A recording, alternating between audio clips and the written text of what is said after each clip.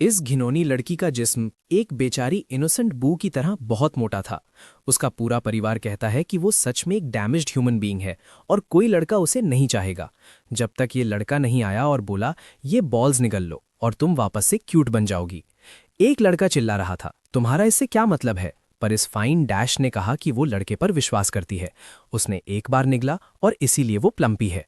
Party में सबको ये सिचुएशन घिनौनी लगी, पर वो सीधा लड़के के पास गया और बोला, ये लो, ये बॉल्स खाओ इनोसेंट बू। मैकडॉनल्ड्स शेयर होल्डर हैरान रह गई। क्या उसे इस लड़के पर विश्वास करना चाहिए जबकि फाइन डैश उसे सब निगलने को कह रही थी? ब्रो ने उसकी हिचकिचाहट देखी, इसीलिए वो उसके कान में आया और फुसफुसाया, क्या तुम जिंदगी भर जिगलीपफ जैसी दिखती रहोगी? रोज मिलने वाली सारी रोस्ट याद करते हुए उसने हिम्मत की और सब गॉबल करना शुरू कर दिया, जबकि पार्टी में सब हैरान रह गए। जब एक सेकंड के लिए कुछ नहीं हुआ, ये लड़का उसे रोस्ट करने वापस आया। कहने लगा कि वो बस एक फीमेल केस थी। ओह, पर तभी उसकी आंखों से गोल्डन ऑरा निकलने लगा। उसका फेल टाइम बीबीएल की तरह रीडिस्ट्रीब्यूट होने लगा और उसके बेबी फीडर्स तेजी से बढ़ने लगे। खुद को आईने में देखकर वो विश्वास नहीं कर पा रही थी कि वो एक के-पॉप स्टार जैसी दिख रही है। पार्टी में सबकी आंखें फटी रह गईं और अब वो सब बदसूरत हाई सोसाइटी मेंबर्स निगलने वालों की लिस्ट में अगले होने की भीख मांग रहे थे। और ये चश्मे वाला लड़का जो उसे रोस्ट कर रहा था अब माफी मांग रहा है, पर उसे कचरे की तरह फर्श पर फेंक दिया गया। सोचना पागलपन है कि ये तो हमारे लड़के की मेन एक्टिविटी भी नहीं है, क्योंकि जब स्कूल के टॉप एथलीट ने उसे 100 मीटर रेस के लिए चैलेंज किया, सबको लगा कि वो तबाह हो जाएगा। ये बेबी फॉर्मूला बफे हंस रहा था, कह रहा था कि उस जैसे कचरे को पार्टिसिपेट करने का हक भी नहीं होना चाहिए। और ऐसा लग भी रहा था, क्योंकि जिस पल गन चली और वो लड़का तेजी से भागा, हमारा लड़का वहीं खड़ा मजाक उड़ाया जा रहा था, जबकि मैं व्यू एंजॉय कर रहा था। जब तक वो पल नहीं आया और उसने रेस में स्पीड बढ़ाई और तीर की तरह दौड़ा। ब्लॉन्डी हैरान रह गया। टॉप एथलीट पीछे और हमारा लड़का आसानी से क्रॉस कर गया। ब्रो ने 5 और ऑरा पॉइंट्स फार्म किए, बस लड़के का फिनिश लाइन के करीब आने का इंतजार करके, बस आखिरी पल में उसे पकड़ने और लड़के का ईगो तोड़ने के लिए। पर एक नया स्टूडेंट प्रोविंस के प्रोडिजी को कैसे जलील कर सकता है? देखो, इस लड़के के पास रूडो कॉन्टिनेंट पर सबसे स्ट्रांग ऑरा था। 500 साल की ट्रेनिंग, 65 साल की उम्र में 11 स्टेज तक पहुंचा, डीमन किंग को हराया और पूरे कॉन्टिनेंट को बचाया। फिर उसके सबसे विश्वासपात्र दोस्तों ने उसे धोखा दिया। और गॉड डैम इट, हमेशा कोई फीमेल इस लड़के की जिंदगी खराब क्यों करती है? मैं उसे छूट दे रहा हूं अगर वो वाइफ बीटर बनता है। पर उस पल ये सिर्फ तकलीफ थी। वो चिल्लाया कि वो उन्हें कभी माफ नहीं करेगा। फिर वो यामोरेई हेरोटो के शरीर में जागा, एक बच्चा जो एक बड़े क्लान में पैदा हुआ था, पर उसे निकाल दिया गया क्योंकि उसके एनर्जी कनेक्टर्स ब्लॉक थे और उसका शरीर बेकार था। उसके पास इस नए शरीर में 0 पावर है, पर उसके दिमाग में 500 साल का लड़ाई का ज्ञान है और लड़कियों से बदला लेने की इच्छा है। रेस के बाद की बात पर वापस आते हैं। एक स्कूल का गुंडा हमारे प्रोटैगनिस्ट से टकराता है और उसे परेशान करना शुरू कर देता है। बॉम्ब क्लब से ओसाकी, हारू और होकुबा उसे तंग करने के लिए आते हैं। वो जानता है कि शरीर के ओरिजिनल ओनर को ये गुंडे परेशान करते थे। उन्होंने ये बहाना बनाकर कि वो उसे प्रोटेक्ट कर रहे हैं, उसका पैसा ले लिया। होकुबा हारू को उसे हैंडल करने देता है क्योंकि यामोरेई में कुछ अजीब है। ओसाकी सोचता है कि उस जैसे कमजोरों से निपटना आसान है और एक पंच काफी होगा, पर अब चीजें अलग हैं और यामोरेई आसानी से पंच डॉज कर देता है। वो बुली की चिन पर एक ताकतवर पंच मारता है। एक कल्टीवेटर के नजरिए से एक बॉक्सिंग क्लब कैप्टन बस एक आम आदमी है। फिर वो उसके चेहरे पर एक बड़ा किक मारता है। बॉक्सिंग कैप्टन पीछे उछलकर फर्श पर गिरता है। गुंडे सोचते हैं कि क्या ये सच में यामोरेई है। हमारा प्रोटैगनिस्ट पूछता है कि क्या वो उससे डरते हैं। वो परवाह नहीं करते और उस पर हमला करते हैं, पर वो उन दोनों को पकड़ लेता है और वो दर्द से चिल्लाते हैं, कहते हैं कि वो गलत थे। वो दोनों बाथरूम के फर्श पर गिर जाते हैं और रोते हैं। उससे उन्हें जाने देने की भीख मांगते हैं। तब तक दूसरा बुली जिसे किक लगी थी वापस खड़ा होने लगता है। वो प्रोटैगनिस्ट पर हमला करता है एक और पंच मारने के लिए, पर उसे लगती है और वो उड़ता हुआ जाता है। उसे धमकाते हुए हीरो कहता है कि अगली वो इतनी आसानी से नहीं छूटेगा। बाथरूम के फर्श पर हाथों में चोट लगे रह गए लोग सोचते हैं कि वो एक मॉन्स्टर है, कहते हैं कि वो गलत थे। वो उससे कहते हैं कि अब उनके पास मत आना, पर प्रोटैगनिस्ट के कुछ और प्लान्स हैं, उन्हें समझ नहीं आता। और यामोरेई कहता है कि उन्होंने उससे कुछ चीजें ली हैं जो उसे वापस चाहिए। बुली तुरंत वो सब वापस कर देता है जो उसने उससे लिया था। हमारा प्रोटैगनिस्ट जानता है कि वो हद से आगे निकल गया, पर वो बेवकूफ किसी को बताने की हिम्मत नहीं करेंगे। स्कूल में बहुत लोग हैं और ये एक परेशान करने वाली जगह है और वो जल्दी से जल्दी यहाँ से जाना चाहता है। खुशकिस्मती से उसे अपने दुश्मनों से थोड़ा पैसा भी मिला। उस पैसे से वो लो लेवल टैलिस्मन्स बनाने के लिए रॉ मटेरियल्स खरीदेगा। टैलिस्मन्स ऐसी चीजें हैं जो कमजोर कल्टिवेटर्स हमेशा खरीदते हैं और उस जैसे बेकार इंसान भी इस हालात में कुछ बना सकता है। चीजें बनाने के बाद वो जानता है कि वो उन्हें बेच सकता है और अच्छा खासा पैसा बचा सकता है। अब उसे कल्टिवेट करने और मेडिसिनल इंग्रेडिएंट्स खरीदने के लिए एक सही जगह ढूंढनी है। 3 हफ्ते बीत गए और आइटम्स बिकने का कोई निशान नहीं। इस दुनिया के लोग टैलिस्मन्स को बहुत अंधविश्वास से देखते हैं। सड़क पर दौड़ते हुए लेवल 1 कल्टीवेटर को एक जख्मी कुत्ता मिलता है। उसके जख्म गंभीर लगते हैं और वो छोटा जानवर दर्द से जमीन पर गिर जाता है।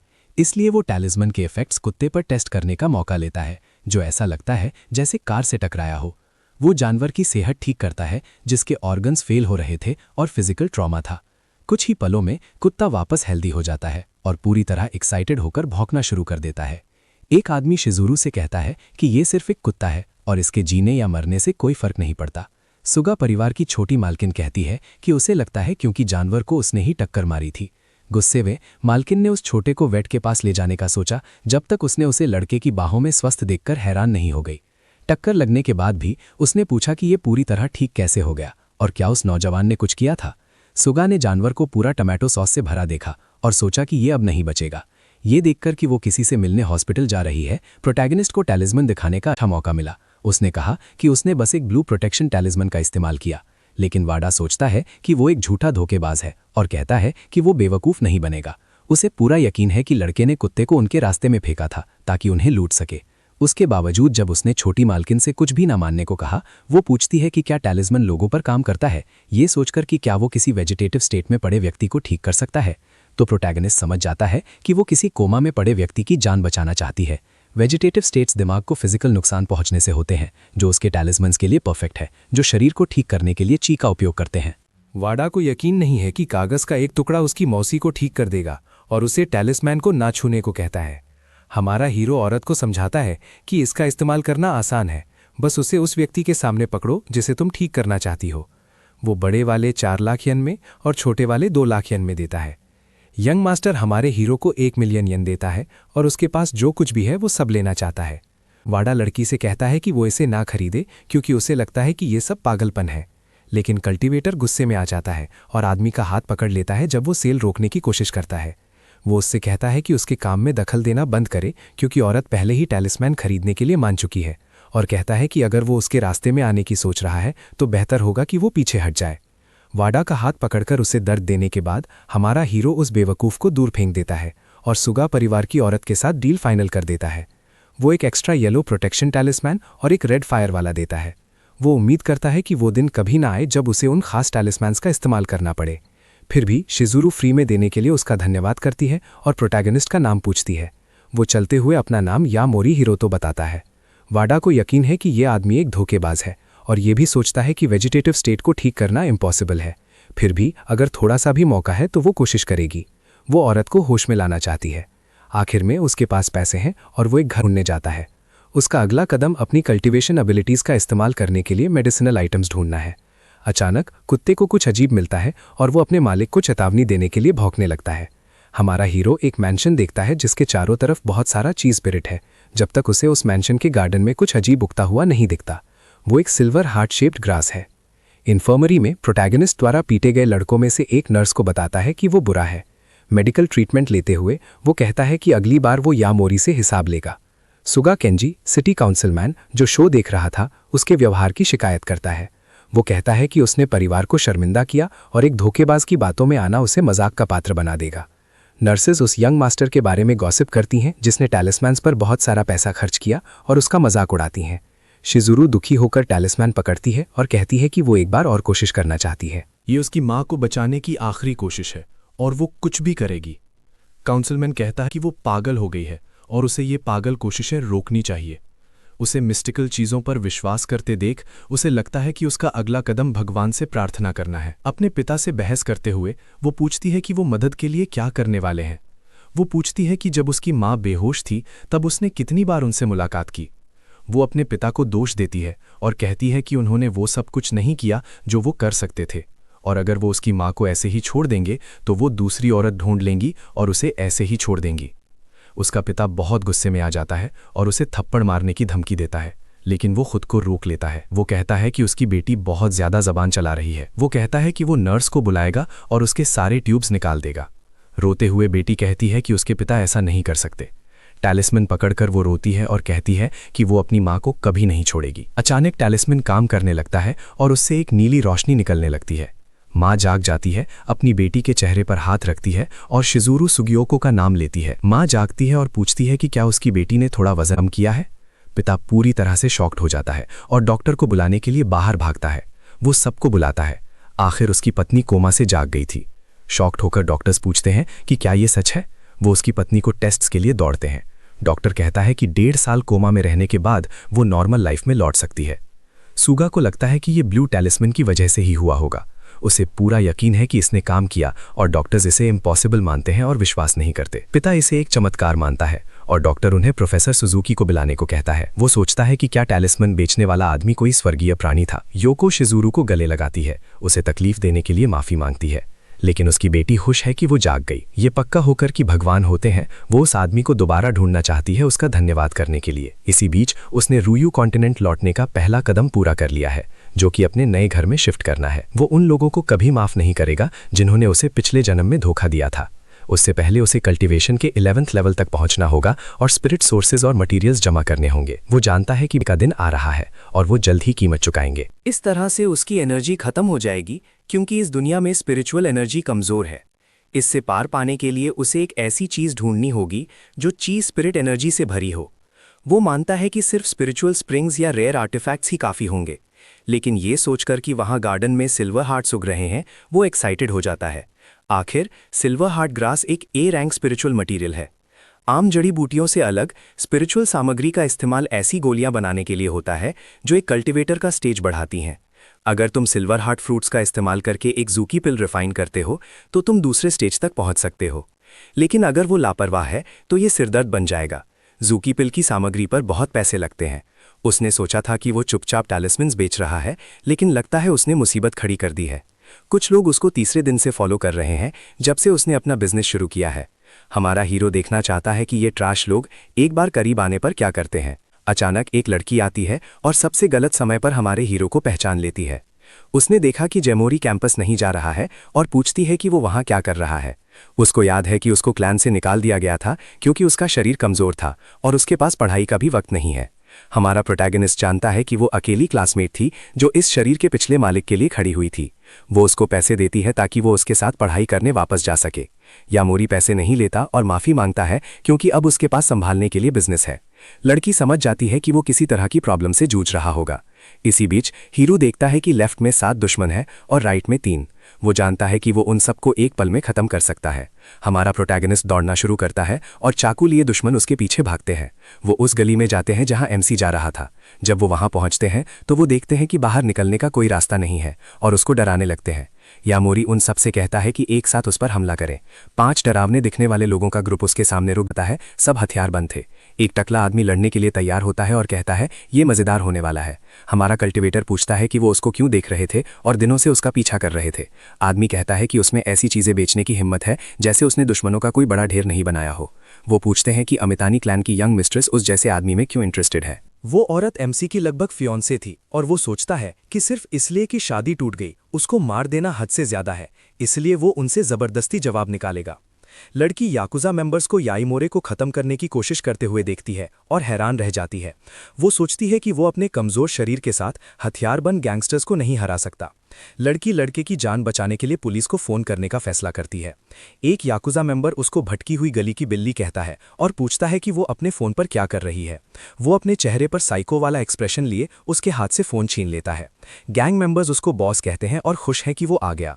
हमारा हीरो मोचियामा को उनके लीडर द्वारा बाल पकड़कर जोर से खींचते हुए देखता है। लीडर उसको कॉन्करर कहता है क्योंकि पहले सेत्सु आमातानी थी और अब ये छोटी लड़की। वो याईमोरे को दौड़ने के लिए चिल्लाती है क्योंकि वो सब हथियार बंद हैं। वो ये भी कहती है कि वो उस पर हाथ नहीं उठा सकते क्योंकि वो क्योचो मोची क्लैन की बेटी है। लेकिन टकला गैंग लीडर मोचियामा क्लैन का मजाक उड़ाता है। फिर वो कहता है कि अगर वो उसको वहां दफना देंगे तो किसी को कभी पता नहीं चलेगा कि वो कहाँ गई। लड़की बहुत डर जाती है और साइको कहता है कि अगर वो किसी को दोष देना चाहती है तो वो उसकी अपनी बेवकूफ़ी होनी चाहिए। जैसे ही वो उसको चाकू मारने की कोशिश करता है, प्रोटैगनिस्ट रिएक्ट करता है और सीधे उस पर हमला कर देता है। वो उसके हाथ से चाकू छीन लेता है और उसको दीवार से लगा देता है। मकीमा सोचती है कि क्या सच में वो याईमोरे है, आखिर वो बहुत अलग है। हमारा हीरो उनको धमकाता है और कहता है कि वो सिर्फ एक बार पूछेगा कि उनको वहां किसने भेजा। कहीं और वो इंस्पेक्टर काया को इन्फॉर्म करते हैं कि स्कारफेसेस ग्रुप ई स्ट्रीट की गलियों में मूव्स कर रहा है, जिसमें एक बच्चा शामिल है और एक औरत को हॉस्टेज बनाया गया है। इन्वेस्टिगेटर एड्रेनलिन से भरा तेज ड्राइव करना शुरू करता है और चीफ उनागा को अलर्ट किए बिना बैकअप के लिए कॉल करता है। वो उनसे कहता है कि बिना सोचे समझे एक्शन ना ले, क्योंकि वो ट्रैफिक है और वो लोगों को मारने में झिझकेंगे नहीं। कोई जवाब ना मिलने पर वो रेडियो पर आदमी को दबाव डालना शुरू करता है, ये देखने के लिए कि उसने क्या कहा सुना, लेकिन उसका कलीग डरकर कहता है कि उनको अब बैकअप की जरूरत नहीं पड़ेगी। वो बताता है कि जिस बच्चे का उसने पहले जिक्र किया था उसने पूरे स्कारफेसेस गैंग को खत्म कर दिया। टकला आदमी पूछता है कि क्या वो सच में याया क्लैन का ट्रैश है और कहता है कि उसकी गैंग इतनी आसानी से नहीं हारेगी। एमसी पूछता है कि क्या अमातानी क्लैन या यामोरी क्लैन ने इन्फॉर्मेशन दी थी। उसको धमकाते हुए कहता है कि उसके पास जवाब देने के लिए सिर्फ 3 सेकंड्स हैं। भीख मांगते हुए टकला आदमी जवाब देने के लिए और वक्त मांगता है। हमारा हीरो हार मानने वाला नहीं था, लेकिन पुलिस आ जाती है और उसको घुटने टेकने का ऑर्डर देती है। इंस्पेक्टर का उसको कहता है कि आदमी को खत्म ना करे वरना वो उसके लेवल तक गिर जाएगा। फिर प्रोटैगनिस्ट सोचता है कि क्या पुलिस का वहां आना सिर्फ एक संयोग था। वो आसानी से इस सिचुएशन से निकलने का रास्ता बना सकता था, लेकिन वो अपनी असली पावर्स रिवील नहीं करना चाहता, इसीलिए वो टले आदमी को जाने देता है।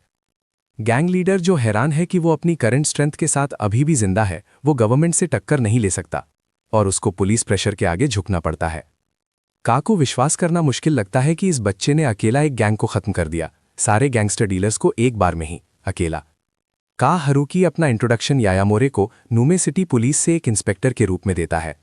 मोचामा भी उसको ग्रीट करता है और इंस्पेक्टर कहता है कि वो ये गड़बड़ साफ कर देगा और उनको चिंता करने की जरूरत नहीं है।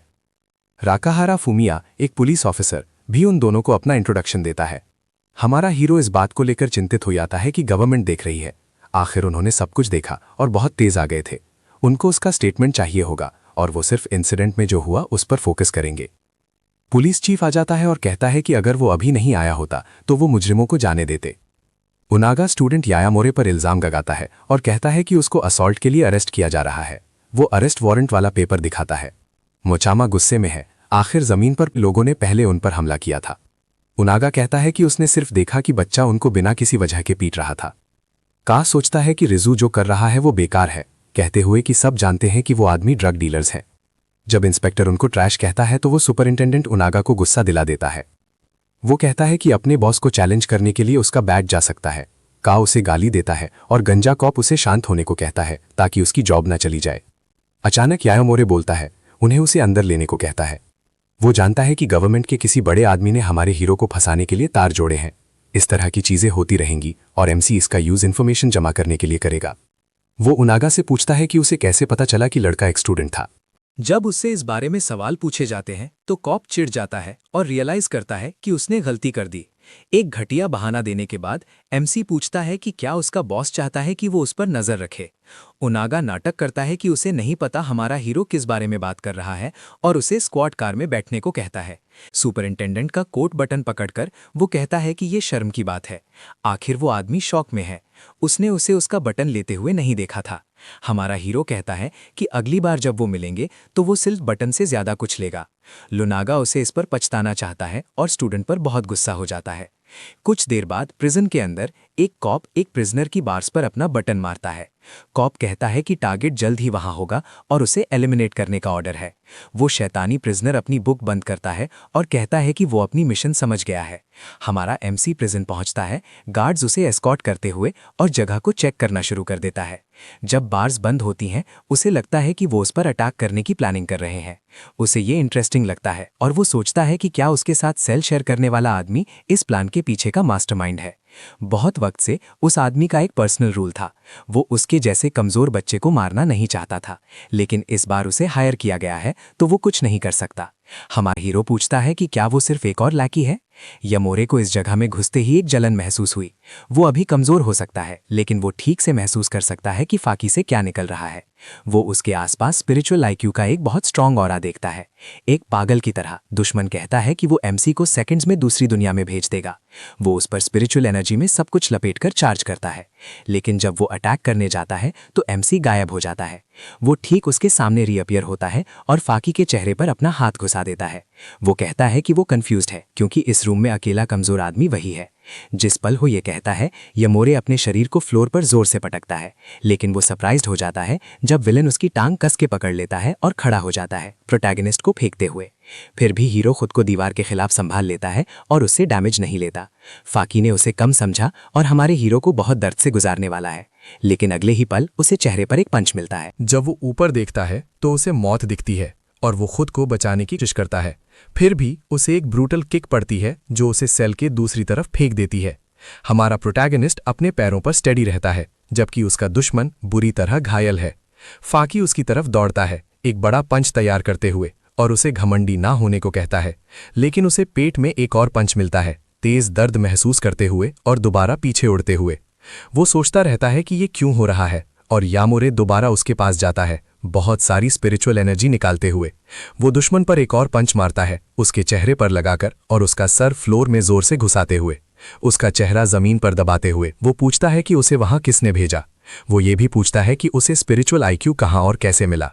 फोन पर हागा पूछता है कि उसने जो स्टूडेंट अभी अरेस्ट किया है वो किस तरह का मॉन्स्टर है। लाइन के दूसरे छोर पर बैठा आदमी सोचता है कि वो यामुरी क्लैन का एक स्क्रू अप है, मॉन्स्टर नहीं। सुपरिंटेंडेंट उसे स्क्रू अप नहीं कहेगा, आखिर उसने दुश्मन को ज्यादा परेशानी के बिना संभाला। इस बीच हमारा हीरो फाकी से आंसर का वेट करता है, जो जमीन पर पीटा हुआ पड़ा है। वो मानता है कि यामुरे उसके और बाकी सब जैसे ऑर्डिनरी लोगों से बिल्कुल अलग लेवल पर है। हमारा हीरो सोचता है कि जिन लोगों की वो बात कर रहा है, क्या वो इस दुनिया के कल्टिवेटर्स हैं। कुछ साल पहले फाकी रायुजा में एक बूढ़े मॉन्क से मिला, जिसने अपनी स्पिरिचुअल ची एक हाथ में चैनल की और एक बड़े ट्री को ऐसे काट दिया जैसे कुछ भी नहीं। उस मॉन्क ने उसे डिवाइन वाटर की एक बॉटल दी। जैसे जैसे साल बीते वो डाइल्यूटेड डिवाइन वाटर पीता रहा, ठीक वैसे ही जैसे मॉन्क ने उससे कहा था। धीरे धीरे उसका शरीर नॉर्मल से भी आगे कुछ में बदल गया। इस डिवाइन वाटर को प्रोटैगनिस्ट स्प्रिंग्स से निकाले गए स्पिरिचुअल लिक्विड के रूप में पहचानता है। स्पिरिचुअल स्प्रिंग्स सिर्फ उन जगहों पर एग्जिस्ट करते हैं जहां स्पिरिचुअल ची की बहुत ज्यादा कॉन्सेंट्रेशन हो। हमारा हीरो पूछता है कि क्या फाकी एक नॉर्मल ह्यूमन की लिमिट से आगे निकल गया है और वो उनसे ऑर्डर्स क्यों लेता है। विलिन एक्सप्लेन करता है कि ये उसके बेटे की वजह से है, जो लैटरल स्क्लेरोसिस से पीड़ित है, लेकिन डिवाइन वाटर उसकी बीमारी ठीक करने के लिए काम नहीं किया, इसीलिए वो पैसे बनाना चाहता था। जब हमारा हीरो एएलएस के बारे में सुनता है तो वो जानता है कि वो इसे ठीक कर सकता है। फाकी स्टंड है और एमसी एक्सप्लेन करता है कि ऑर्डिनरी लोगों को स्पिरिचुअल लिक्विड देना उन्हें नुकसान पहुंचा सकता है, लेकिन वो इसे एक टैलिस्मन का यूज करके कर सकता है। फाकी सरप्राइज्ड है और नहीं सोचता कि कुछ इतना अच्छा रियल हो सकता है। इसे प्रूव करने के लिए एमसी उस आदमी पर टैलिस्मैन का यूज करता है और उसके सारे जख्म इंस्टेंटली ठीक हो जाते हैं। हमारा रीइंकार्नेटेड गाय उस आदमी को एक चांस देने वाला है। वो उसे इस सब के पीछे वाले की रियल आइडेंटिटी रिवील करने को कहता है और उसका बेटा ठीक हो जाएगा। अगर वो मना करता है तो उसे हमारा हीरो अभी खत्म कर देगा। फाकी अपनी थ्योरी कंफर्म करता है कि याएमोरे सिर्फ कोई ऑर्डिनरी आदमी नहीं था। वो कहता है कि जिस आदमी ने उसे खत्म करने के लिए कांटेक्ट किया था वो हाशिमोटो कॉस था। फोन पर कोई कहता है कि ओनागा याएमोरे क्लैन के एक छोटे आदमी से डर गया। वो आदमी हाशिमोटो कॉस है, कोसन क्लब का ओनर, और वो उसके सामने वाले आदमी के साथ वहां से शुरू करने वाला है जहां उसने छोड़ा था। वो उस आदमी से पूछता है कि वो किस तरह का मीट खाना चाहते हैं और क्या वो कुछ पीना चाहेंगे। उसके सामने एक औरत है जिसे चेन से बांधा गया है और मुंह बंद है, डेस्परेट होकर रो रही है। कॉस खड़ा होता है और कहता है कि वो एक बैड गर्ल है जिसे बेसिक मैनर्स भी नहीं पता। उसने टेप उसके मुंह से खींचा, लड़की को दर्द देते हुए सोच रहा था अगला कौन सा दांत निकाले ताकि वो एक और सबक सीखे। ये कहने के बाद उसने उसकी एक दांत प्लायर्स से खींच ली, जिससे औरत को बहुत दर्द हुआ। उसके बटलर ने उसे वार्न किया कि लॉर्ड सुमा ने उनसे हीरो याएमोरे की सिचुएशन के बारे में कांटेक्ट किया है। कॉस कहता है उसने पहले ही वो जॉब रियूजा के किसी थक को दे दी है और वो पर्सनली बाद में पुलिस स्टेशन जाएगा। वैसे भी वो जानता है कि वो आदमी लाश बनने के लिए ही बना है। इसी दौरान सेल में फाकी ने हेरोडोटो के टैलिस्मैन के बदले एक पेंडेंट दिया। उसने देखा कि क्रॉस पेंडेंट के बीच में कंडेंस्ड स्पिरिचुअल लिक्विड है। वो जानता है कि अगर वो लिक्विड सिल्वर हार्ट ग्रास पर यूज करेगा तो उससे तुरंत फ्रूट निकलेंगे। पेंडेंट लेकर एमसी ने फाकी को गिफ्ट के लिए थैंक किया। वो वार्न करता है कि अब से हाशिमोटो एक प्रोटैगनिस्ट के पीछे पड़ेगा और जिस पर भी वो आदमी अपनी साइट सेट करता है उसका डिसेंट एंडिंग नहीं होता। हेरोडोटो उसे कहता है कि चिंता ना करे जब तक वो उनकी डील इन प्लेस रखता है। हाशिमोटो के बारे में एमसी कहता है वो उसको अपने रिगार्ड जरूर भेजेगा। न्यूएन यूनिवर्सिटी में एक क्लासी औरत एक एक्सपेंसिव कार से उतरती है। वो औरत जिसने टैलिस्मैन्स खरीदे थे उसे बिलीव नहीं हुआ कि वो लड़का याएमोरे क्लैन का एग्जाइल है, जब तक उसने फोटो अपनी आंखों से नहीं देखी और श्योर नहीं हो गई कि वो वही है, और वो लड़का उसका फ्रेशमैन भी है। साकी कॉलेज प्रेसिडेंट से प्रोटैगनिस्ट के साथ क्या हुआ उसके बारे में बात करती है, लेकिन वो इन्वॉल्व नहीं होना चाहता, पर लड़की उसे चेयर से निकालने के लिए डिटर्मिन्ड है। शिजुरू तभी रूम में वॉक करती है और देखती है कि वो हिरोतो यामुराई के बारे में बात कर रहे हैं। इसी दौरान सुपरिंटेंडेंट ओनागा के ऑफिस में कॉप उससे फ्यूरियस है। आखिर वो आदमी एक गैंगस्टर को सालों तक चेस करने के बाद प्रिजन से बाहर जाने दे रहा है। कई बॉस पर अपनी पावर अब्यूज करने का इल्जाम लगाता है। उसका बॉस कहता है उसके पास कोई एविडेंस नहीं है और बिना प्रूफ के एक सुपीरियर पर क्राइम का अब्यूज करना सीरियस है। का कहता है वो जानता है उसका बॉस बिहाइंड द सीन्स क्या प्लान कर रहा है। यंग कॉप को थ्रेटन करते हुए सुपरिंटेंडेंट उसे वो सब बताने का ऑर्डर देता है जो वो जानता है, लेकिन कॉप डर जाता है और एंड में कुछ नहीं कहता। उसी मोमेंट शिजुरू और साकी ऑफिस अराइव करते हैं। इवन विद एक कॉप उन्हें स्टॉप करने की कोशिश कर रहा था। सुपरिंटेंडेंट गार्ड पर मैड हो जाता है उन्हें ना स्टॉप करने के लिए। वो वंडर करता है कि वो है कौन, जबकि हिरोतो का कोई रियल बैकिंग नहीं लगता था। वो कहता है कि लड़की का फ्रेंड थेफ्ट और असॉल्ट के सस्पेशन में है और ट्रायल तक रिलीज नहीं हो सकता। का कहता है ये रिडिकुलस है क्योंकि उस पर ऐसा कोई सस्पेशन नहीं था। चीफ कहता है वो इन्फॉर्मेशन लीक नहीं कर सकता क्योंकि वो सुपरिंटेंडेंट है। साकी पूछती है याकुजा मेंबर्स वहां क्यों नहीं है। ओनागा कहता है उसे उन्हें कुछ एक्सप्लेन करने की जरूरत नहीं है और वो उन्हें ऑब्स्ट्रक्टिंग जस्टिस के लिए अरेस्ट कर सकता है। शिजुरू उसे कहती है कि उस पर ऐसा ट्राई करे और बैठ जाती है जब तक उसका वेट करती है। करप्ट गाय कॉप्स को ऑर्डर देता है कि इन लोगों को होल्डिंग रूम में डाल दो और उन्हें शटअप करने को कहता है। उन्हें यामुराई हिरोतो के अकम्प्लिसेस होने के सस्पेशन में डिटेन किया जाएगा और कारुई को एक क्रिमिनल को कवर करने के लिए सस्पेंड कर दिया जाएगा और उसे इंटेरोगेट किया जाएगा। शिजुरू पूछती है क्या डायरेक्टर ओई क्वाइट रहेंगे अगर वो बस रैंडम पर क्राइम्स मेकअप करते हैं। ओनागा उसे थ्रेटन करता है एक नेशनल पब्लिक फिगर को इंसल्ट करने के लिए, जो उसके क्राइम को और भी सीरियस बना देता है। शिजुरू कहती है कि वो सुपरिंटेंडेंट ओनागा के लिए कोइंसिडेंसेस सेट कर रहे हैं। चीफ इरिटेट हो जाता है क्योंकि वो चीजें हार्डर बना रही हैं। वो कहती है यामुराई हिरोतो की प्रॉब्लम मनी से सॉल्व हो सकती है। ओनागा कहता है इन्फ्लुएंशियल लोगों के लिए प्रिविलेजेस होना नॉर्मल है और वो कोई एक्सेप्शन नहीं है। वो उस वक्त की बात करता है जब उस पर काया ने अटैक किया था और उसने डेस्परेटली फाइट बैक किया था। एक थ्रेटनिंग मैनिपुलेटिव टोन में वो कहता है कि फर्क नहीं पड़ेगा अगर वो क्लेम करे कि वहां सब ने अपनी लाइव्स लॉस्ट कर दी। शिजुरू पूछती है क्या डायरेक्टर ओई ने वो सुना, और फोन पर वो कहते हैं हाँ, क्योंकि उसने उन्हें कॉन्वर्सेशन के मिडिल में कॉल किया था। सुपरिंटेंडेंट डर जाता है जब उसे रियलाइज होता है कि उनकी पूरी कॉन्वर्सेशन ओई ने सुन ली। उसका बॉस कहता है कि पावर अब्यूज करने और एक काउंसिलमैन की फैमिली को थ्रेटन करने के लिए ओनागा रीसो को सस्पेंड किया जाएगा। जब उसने पूछा कि क्या उसे खुद को दोबारा इंट्रोड्यूस करना चाहिए, ओनागा को रियलाइज हुआ कि शिजुरू काउंसिलमैन की फैमिली से है। इसी दौरान प्रिजन में एमसी स्पिरिचुअल लिक्विड वाला पेंडेंट ग्रैब करता है। अमाउंट लो देखकर वो जानता है कि वो लिक्विड सिर्फ एक बार ही यूज कर पाएगा। वो नोटिस करता है कि कोई सेल में अराइव हुआ है और अलर्ट रहता है।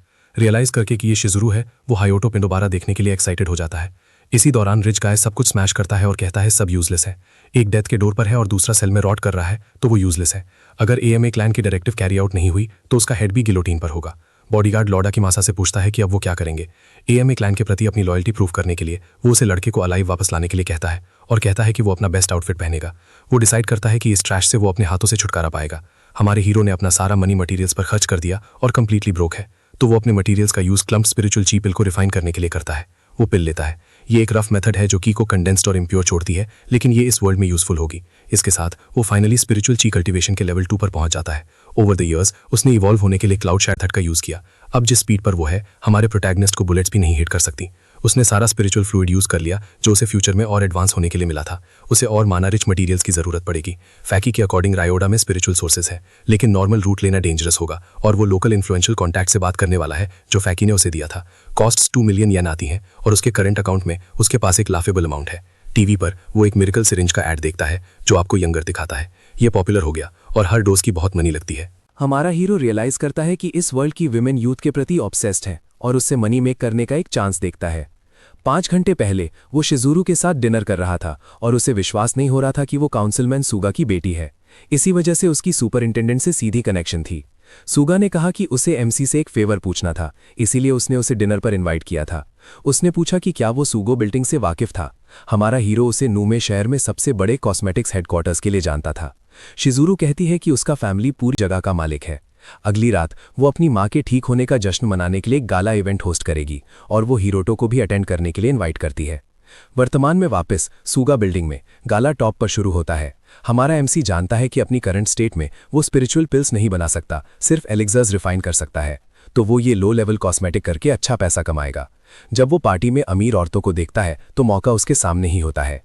शिजुरू के अंकल्स कहते हैं कि 30s की औरत अब यंग नहीं है और उसे सेटल हो जाना चाहिए, ये कहते हुए कि अगर उसने जल्दी शादी नहीं की तो वो अपनी बड़ी बहन मसामी जैसी ही बन जाएगी। अंकल मसामी को बताते हैं कि क्योंकि वो यंग थी तब सेल्फिश थी, अब जब वो ओल्ड है तो क्लान में कंट्रीब्यूट नहीं कर सकती। वो ये भी कहते हैं कि वो अनलकी थी और उसके पास इसका कोई जवाब नहीं होता। शिजुरू और उसकी माँ उस आदमी को चुप रहने के लिए कहती हैं। आखिर मसामी ही थी जिसने दादी के जाने के बाद उसे पाला था। शिरू कहता है कि वो सबके भले के लिए ही कह रहा है और उन्हें शिरू के लिए जल्दी से जल्दी एक हस्बैंड ढूंढना चाहिए। वो सजेस्ट करता है कि उसे ओ क्लैन के किसी से शादी करनी चाहिए ताकि उनसे फ्रिक्शन ना हो। मिसामी कहती है कि उसके पास उस बात एक्सेप्ट ना करने के अपने रीजंस हैं, लेकिन वो अनोइंग आदमी उसे सेल्फिश कहता है और कहता है कि उसे अपनी यंग एज वाली ब्यूटी कभी वापस नहीं मिलेगी। तभी यामुरे वहां आता है और कहता है कि वो ये कर सकता है। वो कहता है कि शिरू ने उसे डैमेज्ड गुड्स कहकर डिसरिस्पेक्टफुल बिहेव किया। शिरू अपने रोटो पर गुस्सा हो जाती है और पूछती है कि वो कौन है। वो सिक्योरिटी के लिए बुलाना शुरू करता है जब तक शिरू बीच में नहीं आती और कहती है कि उसने उसे इनवाइट किया था क्योंकि उसने उसकी माँ को बचाया था। उसकी माँ उसको सीधे थैंक करती है उस टैलिस्मैन को बेचने के लिए जिसने उसकी लाइफ बचाई थी। हमारा प्रोटैगनिस्ट काइंड है और उसे कहता है कि उसे थैंक करने की जरूरत नहीं है। शुरू सोचती है कि वो किसी कॉन आर्टिस्ट के स्कैम में फंस गए थे और वो मॉडर्न मेडिसिन की वजह से ठीक हुई थी। उसका रोटो फाइनली अपना इंट्रोडक्शन देता है एज अ रिसर्चर जो टाइम और वैल्यू पर फोकस्ड है। वो प्रेसिडेंट सुगा का बिजनेस पार्टनर भी है। सब सोचते हैं कि उसके लिए उसका पार्टनर होना और इस सेटिंग में होना कोई सेंस नहीं बनाता क्योंकि वो प्रोडक्ट्स के जरिए यूथ के बारे में बात कर रहे हैं। तो वो उस बॉक्स के अंदर उसका आंसर दिखाने का डिसाइड करता है जो उसने पकड़ा हुआ है। शिजुरू की आंट को ये फनी लगता है और वो देखना चाहती है कि वो किस तरह का ट्रिक करेगा। वो मसामी के पास जाता है, उसे अपना हाथ देने के लिए कहता है। फिर वो उसे बॉक्स के अंदर वाला प्रोडक्ट लेने के लिए कहता है। शिजुरू चिल्लाना शुरू करती है, उसे उस कैची पिल में पॉइजन डालने का अक्यूज करती है। वो औरत पूछती है कि क्या ये पीना सेफ है। शुरू कहती है कि वो ट्रस्टवर्दी है और खुद पिल लेने का डिसाइड करती है। उसकी माँ भी ज्वाइन करने का डिसाइड करती है क्योंकि उस आदमी ने उसकी लाइफ बचाई थी। बिजनेसमैन कहते हैं कि रियल लाइफ में एलिक्सर ऑफ यूथ जैसी कोई चीज़ नहीं होती।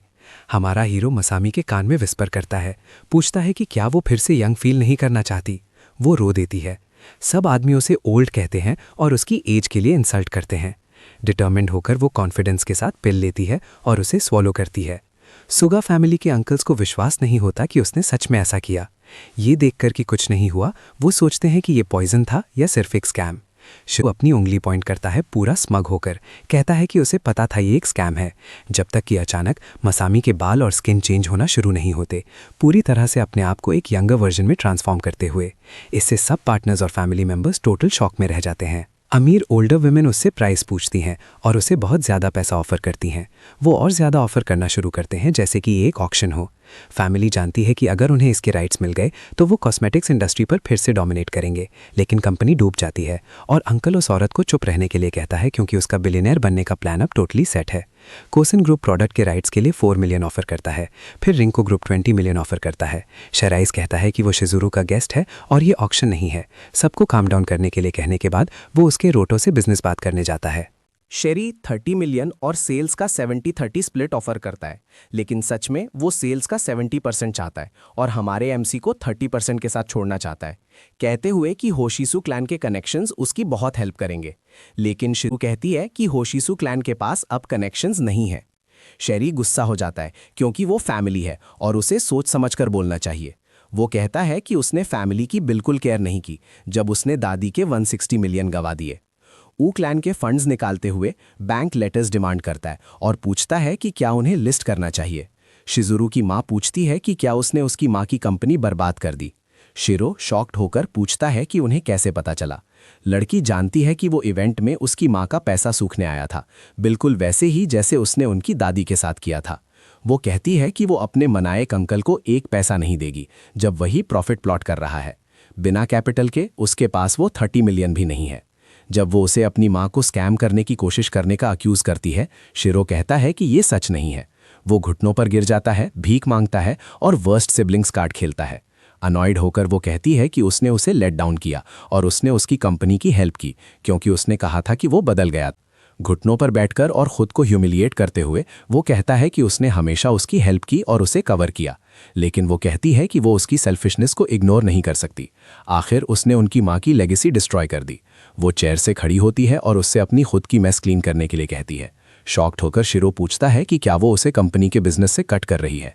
शिजुरू उसे कोर्ट फेस करने और उसने जो किया उसके लिए बाकी की लाइफ पे करने का ऑप्शन देती है या अपनी कंपनी उसे 1 येन में बेचने का। सुगा यामोरे को बताता है कि इस पार्टी में रियल प्रोज हैं जो बिजनेस कर सकते हैं। वो कहता है वो उन्हें हमारे प्रोटैगनिस्ट से मिलाएगा। 40 मिलियन उसके लिए ठीक है और उसे 80% रखना चाहिए और उसे केयरफुल रहना होगा क्योंकि वहाँ सभी वल्चर हैं। हाइरोटो उस पर बिजनेस साइड को हैंडल करने के लिए ट्रस्ट करता है। फैंसी इवेंट के बाद वो कार में बैठती हैं और वो उसके घर जाते हैं। वो नोटिस करती है कि जगह बहुत बड़ी है और वो मॉडेस्टी से कहता है कि ये रेंटेड है।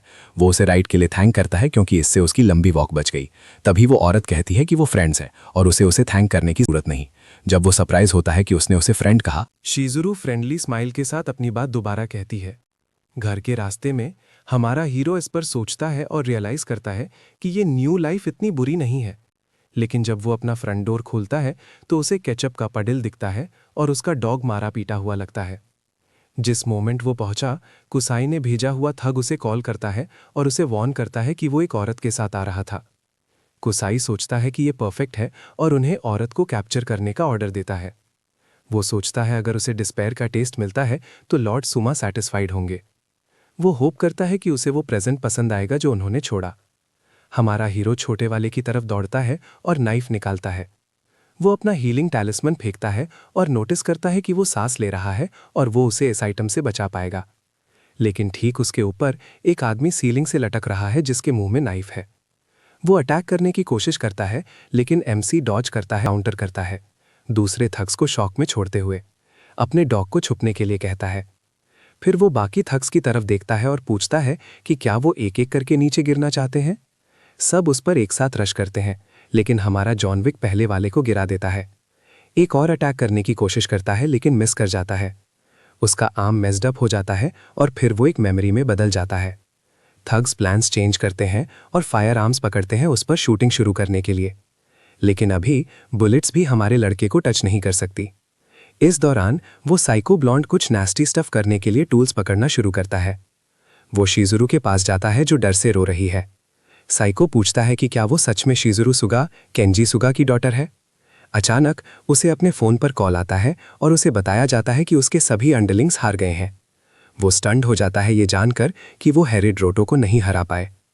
जब वो यामुरी की वॉइस सुनता है वो कहता है कि वो सच में लोगों को सरप्राइज करना जानता है। ब्लॉन्ड हमारे एमसी को वॉर्न करता है कि उसने सुगा फैमिली की डॉटर को किडनैप किया है। हमारा हीरो कहता है कि वो वहाँ के रास्ते में है और उसे कहता है कि उसके साथ कुछ ना करे और इनोसेंस को इसमें ना घसीटे। फ़ोन पर काय हमारे एमसी को उसके प्लान्स खराब करने के लिए कर्ज करता है और कहता है कि उसके पास 40 मिनट्स है। यामुरी फ़ोन को अपने हाथों में क्रश करता है बहुत गुस्से में और हाशिमोतो को ढूंढने का प्रॉमिस करता है। काउसे इस वीडियो के लिए एक ट्रेलर फिल्म करने का प्लान करता है। वो उसके मुंह से टेप निकालता है और उसके गार्ड्स उसके डोर पर बैंग करना शुरू करते हैं। अनॉयड होकर वो पूछता है कि इमरजेंसी क्या है और उसके गार्ड्स उसे बताते हैं कि वेयरहाउस में फायर सप्रेशन सिस्टम एक्टिवेट हो गया था। काउ ने उनसे वेयरहाउस के अलार्म्स हटवाए थे अगर पुलिस वहां आती तो। उस मोमेंट वो औरत अपनी आंखें बंद करती है क्योंकि वो एग्जॉस्टेड है, जब तक अचानक गार्ड्स इम्पैक्ट से उड़ते हुए चले जाते हैं। कोई स्ट्रेंथ बची ना होने पर वो औरत हेरोरोटो यामोरी को कॉल करना शुरू करती है, ये अज्यूम करते हुए कि वो वही है। 1 घंटा पहले फुनाकी रात के बीच में रियो को एक इंट्रोडक्शन लेटर डिलीवर करने गया। उसे फ़ोन पर कोई आंसर नहीं मिला और वो अपनी बाइक उस एड्रेस पर रोकता है जो सही होना चाहिए। फुनाकी सोचता है कि क्या वो यामोरे के घर के सामने खड़ा है। फिर वो हाशिमोतो को बताते हैं कि हिरोटो यामोरे घर वापस आ गया है और फुनाकी ये सुनता है। वो उनके पीछे जाता है और उन थग्स को देखता है जो आरएमसी को टेकआउट करने का प्लान कर रहे थे। उन्होंने उस दौरान औरत को भी कैप्चर कर लिया था और उसे कार के अंदर रख दिया। फुनाकी ने देखा काउसे ने क्या किया। हिरोटो गे वुमन को किडनैप किया और उसे मारने की कोशिश की। उसके घर पर असासिन्स भेजे। उसने उस कार को फॉलो करना शुरू किया जो सुगा को ले गई थी और प्रोटैगनिस्ट को कोऑर्डिनेट्स भेजे। इस दौरान उसने उसके घर में मौजूद एक असासिन को इंटेरोगेट किया और उससे सब कुछ उगलवा दिया। हिरोटो फुनाकी से फेवर पूछता है, उसे अपने फ्रेंड को वहां से निकालने के लिए कहता है, लेकिन वो ब्लॉन्ड गाय को अपने हाथों से टेकआउट करना चाहता है। काओ अपने गार्ड्स पर फ्यूरियस है क्योंकि उसने डिमांड किया था कि वो वेयरहाउस के फायर अलार्म्स काट दे। वो कहता है वो चेक करेगा क्या हो रहा है और उन्हें गार्ड पर रहने को कहता है, जबकि फुनाकी ऑलरेडी उस जगह में घुस चुका है। उसके सिक्योरिटी गाइज गर्ल्स के किडनैपिंग और उसकी डिमांड्स के साथ इस पूरी सिचुएशन के बारे में कंप्लेन करते हैं जब तक वो बफ गाय का अराइवल नोटिस नहीं करते जो स्पिरिचुअल एनर्जी दे रहा है।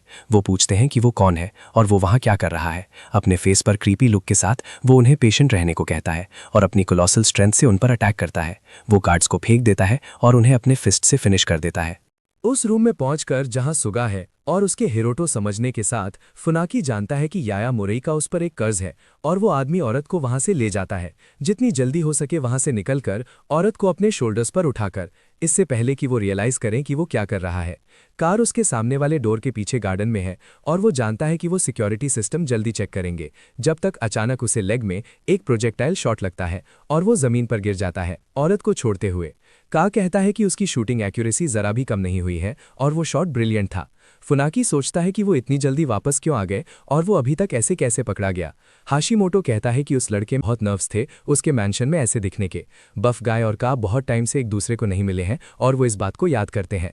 का सोचता है कि आज ग्रेट है क्योंकि सभी वहां उसके द्वारा पनिश होने के लिए आए हैं। ये उसे सिचुएशन पर एक्साइटमेंट के साथ ट्रेम्बल कराता है। फुनाकी सोचता है कि वो गलत है और वो ये नहीं कहेगा उसके द्वारा टेकआउट होने के बाद। इस दौरान बाहर हमारा हीरो पहुंचता है और गार्ड्स उसकी प्रेजेंस नोटिस करते हैं। वो इंपोजिंग दिखता है, कितना एंग्री है उसकी वजह से रेड ऑरा देता हुआ। गार्ड्स पूछते हैं कि क्या वो उसकी हेल्प कर सकते हैं और प्रोटैगनिस्ट उन्हें ऑलरेडी एक वर्ड भी बोले बिना हिट करता है। वो एक गाय का फेस स्मैश करता है और वो उड़ता हुआ जाता है और फ्रंट गेट को डिस्ट्रॉय कर देता है। जो अगला उस पर आता है वही होता है और वो एक ही वार में जीत जाता है। फिर वो बिना ज्यादा मुश्किल के उन सबको एक साथ मार गिराना शुरू कर देता है। उसी पल फुनाकी को सभी गार्ड्स का सामना करने में मुश्किल होती है और वो घायल होने लगता है। वो सोचता है कि उसे ये काम नहीं लेना चाहिए था और वो एक लड़की को भी नहीं बचा पा रहा है। का कहता है कि उस आदमी को मारने के बाद वो उसके बच्चों और बीवी को दूसरी तरफ भेज देगा ताकि वो उसके साथ रह सके, लेकिन पहले वो साइकोपैथ उन्हें टुकड़ों में की प्लान बनाता है। तभी सामने का दरवाजा एक धमाके से खुल जाता है और हाशिमोटो बात करना बंद कर देता है। वो सोचता है कि ये किसने किया और धुएं के पीछे एक सिल्हूट दिखाई देती है। हमारा प्रोटैगनिस्ट कहता है कि रीपर ने उसे कॉज को अंडरवर्ल्ड ले जाने के लिए भेजा है। फुनाकी कहता है कि बच्चे ने काफी देर लगा दी और अपने पार्टनर को एक हीलिंग टैलिस्मैन देते हुए कहता है कि ये पिछली बार की तरह ही काम करेगा। गार्ड्स और हाशिमोतो अपनी बंदूकें चलाना शुरू कर देते हैं और प्रोटैगनिस्ट भागने लगता है। गोलियों से बचता है क्योंकि सेकंड स्टेज कल्टीवेटर के खिलाफ गोलियां बेकार हैं। काउज उसकी स्पीड से हैरान है और उसके तुरंत बाद 2 और नीचे गिर जाते हैं। ये देखकर वो ब्लॉन्ड लड़का डर जाता है और पिछले दरवाजे से भागने लगता है। हाशिमोतो को ये उम्मीद नहीं थी और वो भी भागना चाहता है क्योंकि वो एक मार्शल आर्ट्स क्लैन मेंबर की तरह चलता है। हताश होकर वो एलिवेटर का बटन दबाने लगता है ताकि वो जल्दी आए और वो बच सके। एलिवेटर नहीं आता और उसका एक गार्ड दरवाजे से टकराकर गिर जाता है, जिससे वो ब्लॉन्ड लड़का हैरान रह जाता है। हिरोटो को शांत होने को कहता है, इशारा करते हुए कि जो उसे खत्म करना चाहता है वो लॉर्ड एमा है और काउज उसके द्वारा प्रोटेक्टेड है। हमारे हीरो ने उसके बारे में कभी नहीं सुना और कहता है कि वो ब्लॉन्ड लड़का चाहेगा कि वो जिंदा ना होता, इतना वो सफर करने वाला है। डरकर हाशिमोतो कह देता है कि एल्डर जॉय उसे मार डालना चाहते हैं क्योंकि वो अमितानी क्लान की बेटी के साथ इन्वॉल्व हो गया था। एमसी अपनी यादें खोजता है लेकिन सेत्सु अमितानी के साथ उसकी कोई याद नहीं थी, इसलिए वो सोचता है कि ये एक सेटअप हो सकता है। काउस कहता है कि सिर्फ अमितानी क्लान ही ये सब सेटअप कर सकता था और हिरोटो को उसे जाने देने के लिए कन्विंस करने की कोशिश करता है। कहता है कि अमितानी क्लान बहुत पावरफुल और एक्सपीरियंस्ड है। काउस कहता है कि अगर वो उसे जाने देता है तो वो उसकी अच्छी तारीफ करेगा और वो इसकी वैल्यू बाद में रियलाइज करेगा। हिरोटो सोचता है कि वो किसी काम का नहीं है और उसके चेहरे पर एक ब्रूटल पंच मारता है जो उसे जमीन में घुसा देता है और फिर उस बड़े इंपैक्ट से उससे घसीटता है उस जगह का दरवाजा तोड़ता हुआ। हमारा हीरो उन औरतों को ढूंढता है जिन्हें उसने किडनैप किया था। एक चाकू उठाकर उनकी तरफ चलता है लेकिन वो उन सबको उन बंधनों से आज़ाद कर देता है जो उन्हें पकड़े हुए थे, कहते हुए कि वो खुद उसे उसकी वैल्यू समझाएंगी। वो चाकू उनके सामने ज़मीन पर फेंक देता है और कहता है कि औरतें डिसाइड करती हैं कि वो उसके साथ क्या करेंगी। हाशिमोतो घायल ये कहने की कोशिश करता है कि उसके पास वैल्यू और पैसा है एमसी की हेल्प करने के लिए, लेकिन यामुरई को परवाह नहीं है और औरतें चाकू पकड़कर उसके पीछे जाती हैं, कहते हुए कि उन्हें उसके पैसे नहीं चाहिए और उनकी एक ही पेमेंट है उसे मरा हुआ देखना। उसके बाद वो रीइंकार्नेटेड लड़का सुगा को अपने ग्रीन टैलिस्मैन से हील करता है। हमारा हीरो फाकी को जाने को कहता है। आखिर उसने कॉप्स को कॉल किया था और वो पहले ही रास्ते में है। वो कहता है कि वो उसे पुलिस को सौंपने और ये इंश्योर करने के बाद कि वो सेफ है तुरंत वापस आएगा। फाकी जानती है कि उसके पास वो इन्फॉर्मेशन है जिसकी उसे ज़रूरत है और उसकी नेक्स्ट मूव जानना चाहती है। हमारा हीरो कहता है कि वो आयमा क्लैन की इन्वेस्टिगेशन करेगा और उन्हें डिस्ट्रॉय करेगा। हमारे हीरो ने हाशिमोतो को हराया लेकिन सूमा अभी भी कहीं बाहर है, तो उसने हार्ट ट्रेनिंग शुरू की और वो उसकी लोकेशन जितनी जल्दी हो सके ढूंढेगा और उसे नीचे गिरा देगा। अचानक कोई डोरबेल बजाता है और वो सोचता है कि इस वक्त कौन है। उसे प्रेसिडेंट सुगा से इन्विटेशन मिलता है जिसमें मैसेज है कि वो तभी निकलेंगे जब उसकी तैयारियां पूरी हो जाएंगी। वो नहीं समझता कि लीव से उसका क्या मतलब है। वो उसे कॉल करता है कहते हुए कि उसे इन्विटेशन मिल गया है और पूछता है कि सूट किस लिए है। वो उसे इन्विटेशन के अंदर देखने को कहती है और उसमें दिखता है कि ये हाशिसु फैमिली द्वारा होस्ट की गई एक पार्टी होगी। हमारा एमसी हैरान है कि उसे हाशिसु पार्टी में इनवाइट किया गया। शिजुरु कहता है कि एक्स यूरान पिल बेचना उन्हें फैमिली के करीब लाएगा और वो नुमे सिटी के फार्मा मार्केट पर डोमिनेट करेंगे। इसके ऊपर ऐसा लगता है कि उसकी एक्स फियोंसे इवेंट में होगी। वो रियलाइज करता है कि ये सेत्सु है, अटानी क्लैन की यंग मिस्ट्रेस। तो वो सूट पहनता है और हाशिसु फैमिली पार्टी में जाता है। वो मिस्टर पियर्स और एक कितारो को नोटिस करता है, जो केंटा ग्रुप का हिस्सा है, सिटी के बिजनेस वर्ल्ड के बड़े लोग। हमारा एमसी पूछता है कि क्या वो भी आज रात हाशिसु के करीब आना चाहते हैं। भले ही वो एक प्रेस्टीजियस फैमिली में पैदा हुआ था, उसे नहीं पता कि वो कितने बड़े हैं। बिजनेस के लिए कनेक्शंस बनाने की डेस्परेट में इस पार्टी में आए थे। उस पल हाशिसु फैमिली का हेड आता है, अमातानी सेत्सु। हमारा रीइनकार्नेटेड लड़का नोटिस करता है कि उसके आसपास स्पिरिचुअल ची है। वो सोचता है कि क्या वो हारोतो की एक्स फियोंसे के बॉडी की ओरिजिनल ओनर है। हाशी नाना, फैमिली लीडर, सेत्सु के बगल में है और एमसी को शक है कि वो भी रीइनकार्नेटेड है। वो सोचता है कि क्या वो एक कल्टिवेटर है और क्या उसके पास इस दुनिया में भी यूनिक कल्टिवेशन मेथड्स हैं। वो सोचता है कि वो पक्का बहुत कॉन्फिडेंट होगी। आखिर वो अपनी चीज छुपा नहीं रही है। अगर वो है तो उसे एस के बारे में पता होगा और वो बाद में पूछेगा। शिजुरू अपनी मौसी से बात करने जाता है और उसके लुक्स की तारीफ करता है, कहते हुए कि वो बहुत अच्छी लग रही है। नाना पूछती है कि उसकी माँ कैसी है। आखिर उसने सुना था कि वो कोमा से जाग गई है और ठीक लग रही है। शिजुरू उसकी चिंता के लिए थैंक करता है और सेगा कहता है कि वो धीरे धीरे रिकवर कर रही है। वो कहता है कि उसने अपनी माँ के लिए श्वान पिल खरीदी है और उन्हें अपने हाथ में लेटेस्ट मॉडल दिखाता है। वो उसे पिच करता है, कहते हुए कि ये आपको हमेशा ब्यूटीफुल रखता है। और नाना ने पिल बारे में र्यूमर्स सुने हैं। लोग पता करते हैं कि ये लास्ट पिल अवेलेबल है और इसकी प्राइस इनसेन है। नाना नोटिस करती है कि क्वालिटी अच्छी है और इसलिए इसे स्पिरिचुअल पिल्स का पिनिकल कहा जाता है और ये और कहीं सेल के लिए नहीं है। वो पूछती है कि पिल किसने रिफाइन की और हिरोटो अपने फ्रेंड और पार्टनर को इंट्रोड्यूस करता है। जब सेत्सु हिरोटो याईमोरे का नाम सुनती है, वो हैरान रह जाती है। नाना हैरान है क्योंकि वो उसे बचपन से जानती थी और अब वो बहुत बड़ा हो गया है और एक आदमी बन गया है। वो कहती है कि याईमोरे क्लैन में टैलेंट की पहचान नहीं है। आखिर लड़के ने इतनी कम उम्र में ही पिल रिफाइन कर दी थी। सेत्सु गुस्से में कहती है कि उसकी स्किल्स इस फैमिली के लिए यूजफुल नहीं होंगी क्योंकि उनके स्टेटस के हिसाब से उन्हें कल्टीवेशन टेक्निक्स चाहिए, बिल्कुल जैसे एमसी ने एक्सपेक्ट किया था। एक प्रेस्टीजियस फैमिली ने माना कल्टीवेशन मेथड्स को पहले ही मास्टर कर लिया है, भले ही वो उसके वर्ल्ड के कंपैरिजन में बहुत खराब हो। नाना पूछती है कि उसका मास्टर कौन है, जिसे हमारे हीरो को एक रेड हेड औरत याद आती है, लेकिन वो कहता है कि ये सिर्फ एक हॉबी है और उसका कोई मास्टर नहीं है। और जब वो और कुछ कहने वाला होता है तो एक आदमी उसे रोक देता है, जो उसकी आंट नाना से बात करने आता है। कोई नहीं जानता कि वो कौन है, लेकिन वो बताते हैं कि वो सूमा फैमिली का पार्टनर है और पिछले साल केजू की पार्टी में था। नाना उसके आने से खुश है और उस आदमी को जो कहती है। हमारा प्रोटैगनिस्ट अलर्ट रहता है क्योंकि उसे अपने दुश्मन की कही बात याद है। वो आदमी कहता है कि सेत्सु उससे नाराज हो जाएगी अगर उसने नाना के बर्थडे पर कुछ गलत किया। नाना सूगा फैमिली की यंग मिस्ट्रेस को शिजुरू से मिलवाती है। जब वो पूछता है कि वो कौन है तो सूमा जो उसकी खूबसूरती से मोहित हो जाता है और कहता है कि उससे मिलकर खुशी हुई। फिर वो कमेंट करता है कि उसने प्रोटैगनिस्ट के बारे में अच्छी बातें सुनी हैं और पूछता है कि वो कौन है। उसे नोटिस नहीं हुआ कि वो प्रिटेंड कर रहा है और सोचता है कि वो कब तक डम बनने का प्लान बना रहा है। हाशिमोटो के मुताबिक सूमा जो सपोजिडली एक कल्टिवेटर है, लेकिन जब वो उसे इनर आईक्यू के स्कैन करने की कोशिश करता है तो उसे एहसास होता है कि वो आदमी खाली है। हैंडशेक के बाद जो कहता है कि हिंदी याईमोरे से मिलकर खुशी हुई। फिर वो सेत्सु को ग्रीट करता है और हमारा एमसी उसे अजीब लगता रहता है क्योंकि जब वो बात कर रहे थे तो उसे कोई फ्लक्चुएशंस महसूस नहीं हुई और वो सोचता है कि वो आखिर कल्टिवेटर नहीं है। यहाँ तक कि जब उसने उसका नाम सुना तो सूमा से कोई किलिंग इंटेंट आती महसूस नहीं हुई। डिनर होता है और सभी लोग तैयार होकर एक ही टेबल पर खाना खाते हैं। कोई फैंसी आदमी सबको खाने के बाद हॉल में डांस करने के लिए इकट्ठा होने को कहता है। कपल धीरे धीरे डांस करना शुरू करते हैं और बाथरूम में एमसी अभी भी जो के कल्टीवेटर ना होने के बारे में सोच रहा है।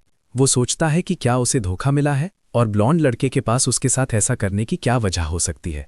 कोई रैंडम आदमी आता है और शिजुरू को डांस के लिए पूछता है, लेकिन वो मना कर देती है। कोई उसे बताता है कि शिजुरू सुगा क्लैन की यंग मिस्ट्रेस है और उसके साथ डांस नहीं करेगी। हर कोई जो उससे पूछता है रिजेक्ट हो जाता है। कटागिरी फैमिली का भी उससे रिजेक्ट हो गया। जब वो आदमी इस बारे में बात कर रहा होता है कि वो किस तरह के आदमी को एक्सेप्ट करेगी तो वो हैरान रह जाता है। उसका दोस्त उस सीन की तरफ इशारा करता है जिसने बॉल में सबको शॉक कर दिया है, शिजुरू का हीरो यायामोरे को अपने साथ डांस करने के लिए इनवाइट करना। इसी बीच जो पार्टी से निकलकर लिमोजीन में बैठता है। वो अपने गार्ड्स को कहता है कि किसी को पास ना आने दे। वो मान जाते हैं और सूमा गाड़ी चला देता है। गार्ड सोच रहे हैं कि जो और कोई और प्राइवेट में क्या कर रहे हैं। उन्होंने सुना है कि जो के गार्ड्स आखिर में अपना दिमाग खो देते हैं और बाद में अपने फैमिलीज को भी नहीं पहचानते। उन्होंने सुना है कि गार्ड्स दिन ब दिन बदल दिए जाते हैं और पिछला वाला अचानक गायब हो गया। सूमा को थप्पड़ पड़ता है और उसे सेत्सु के सामने दूसरी औरत का हाथ पकड़ने के लिए डांटा जाता है। वो आदमी माफी मांगता है, लेकिन गोल्डन रिंग्स वाला एक आदमी स्पिरिचुअल एनर्जी रिलीज करता है और कहता है कि वो उसे सिर्फ जिंदा रखेगा, क्योंकि उसे लगता है कि उसका अभी भी थोड़ा सा यूज है। लेकिन अगर वो एक सिंपल टास्क को हैंडल नहीं कर पाता जो वो मांगने वाला है, तो उसे जल्दी ही एलिमिनेट कर दिया जाएगा। ये ओरिजिनल सूमा जो है, क्लैन का डिसेंडेंट, वो इम्पोस्टर नहीं जो में गया था। असली लॉर्ड जो कार से निकलता है और 2 गार्ड्स को अपने पीछे हॉल तक आने को कहता है। गार्ड्स ने नोटिस किया कि अफवाहें सच थीं और सूमा के साथ कार से सिर्फ एक ही आदमी निकला। वो सोच रहे हैं कि लिमुजीन में क्या हुआ, और हम देखते हैं कि डिस्गाइज जो पीछे की सीट पर बंधा हुआ और पूरी तरह से रोका हुआ है। पार्टी में वापस असली जो सेत्सु से माफी मांगता है क्योंकि कुछ अर्जेंट काम आ गया था जिसे उसे निपटना है। वो नोटिस करता है कि शाइजर सुगा एक आदमी के साथ डांस कर रही है और उसे यकीन नहीं होता। आखिर उसने उस आदमी को कभी नहीं देखा जिसके साथ वो अभी डांस कर रही है। दोनों पियानो की मेलोडी पर डांस करते हैं और ऐसे लगते हैं जैसे वो एक दूसरे को प्यार से देख रहे हों, जब तक हमारा एमसी उसे अपने शरीर के और करीब खींचता है और वो कहती है कि वो बहुत अच्छा डांस करता है। वो कहती है कि अगर वो जुयन पिल को होशिसु क्लैन को बेचना चाहते हैं तो उसे पार्टी के वाइब में फिट होना होगा। बॉडी के ओरिजिनल ओनर ने बॉलरूम डांसिंग सीखा था और कल्टीवेशन की सेकंड स्टेज की वजह से उसका बैलेंस फ्लॉलेस है। नाना पूछती है कि क्या सेत्सु को लड़के की इनसेन डांसिंग स्किल बारे में नहीं पता था, और वो कहती है कि भले ही वो एक अच्छा डांसर है, वो अभी भी सिर्फ एक कॉमनर है। नाना नोटिस करती है कि लड़की सब कुछ ध्यान से देख रही थी। जोमोरे नोटिस करता है कि यामोरे में डांस का टैलेंट भी है। सुमा नाना को बताता है कि वो अभी हिरोटो से मिला और उसने ये एक्सपेक्ट नहीं किया था। आमा क्लैन की पावर होने के बावजूद नाना पूछती है कि क्या वो एक रेनेगेड चाइल्ड के पास्ट में नहीं देख सकता। सुमा कहता है कि वो नाओमी सिटी में ट्रबल नहीं करना चाहते क्योंकि ये होशिसु क्लैन का टेरिटरी है। नाना सोचती है कि मीन्स मैटर नहीं करते, आखिर हिरोटो की एल्केमी के लिए एप्टीट्यूड एक्स्ट्राऑर्डिनरी है। वो बस उसके पोटेंशियल को प्लान के फ्यूचर से जोड़ना चाहती है। वो उसे अब और दुनिया में ऐसे ही घूमने नहीं देना चाहती। सुमा सोचता है कि नाना उसे धमका रही है और अगर सेत्सु वहां नहीं होती तो उसने उसे बहुत पहले ही रास्ते से हटा दिया होता। और वो सोचता है कि हिरोटो यामोरे जैसी ट्रैश के साथ क्या करे।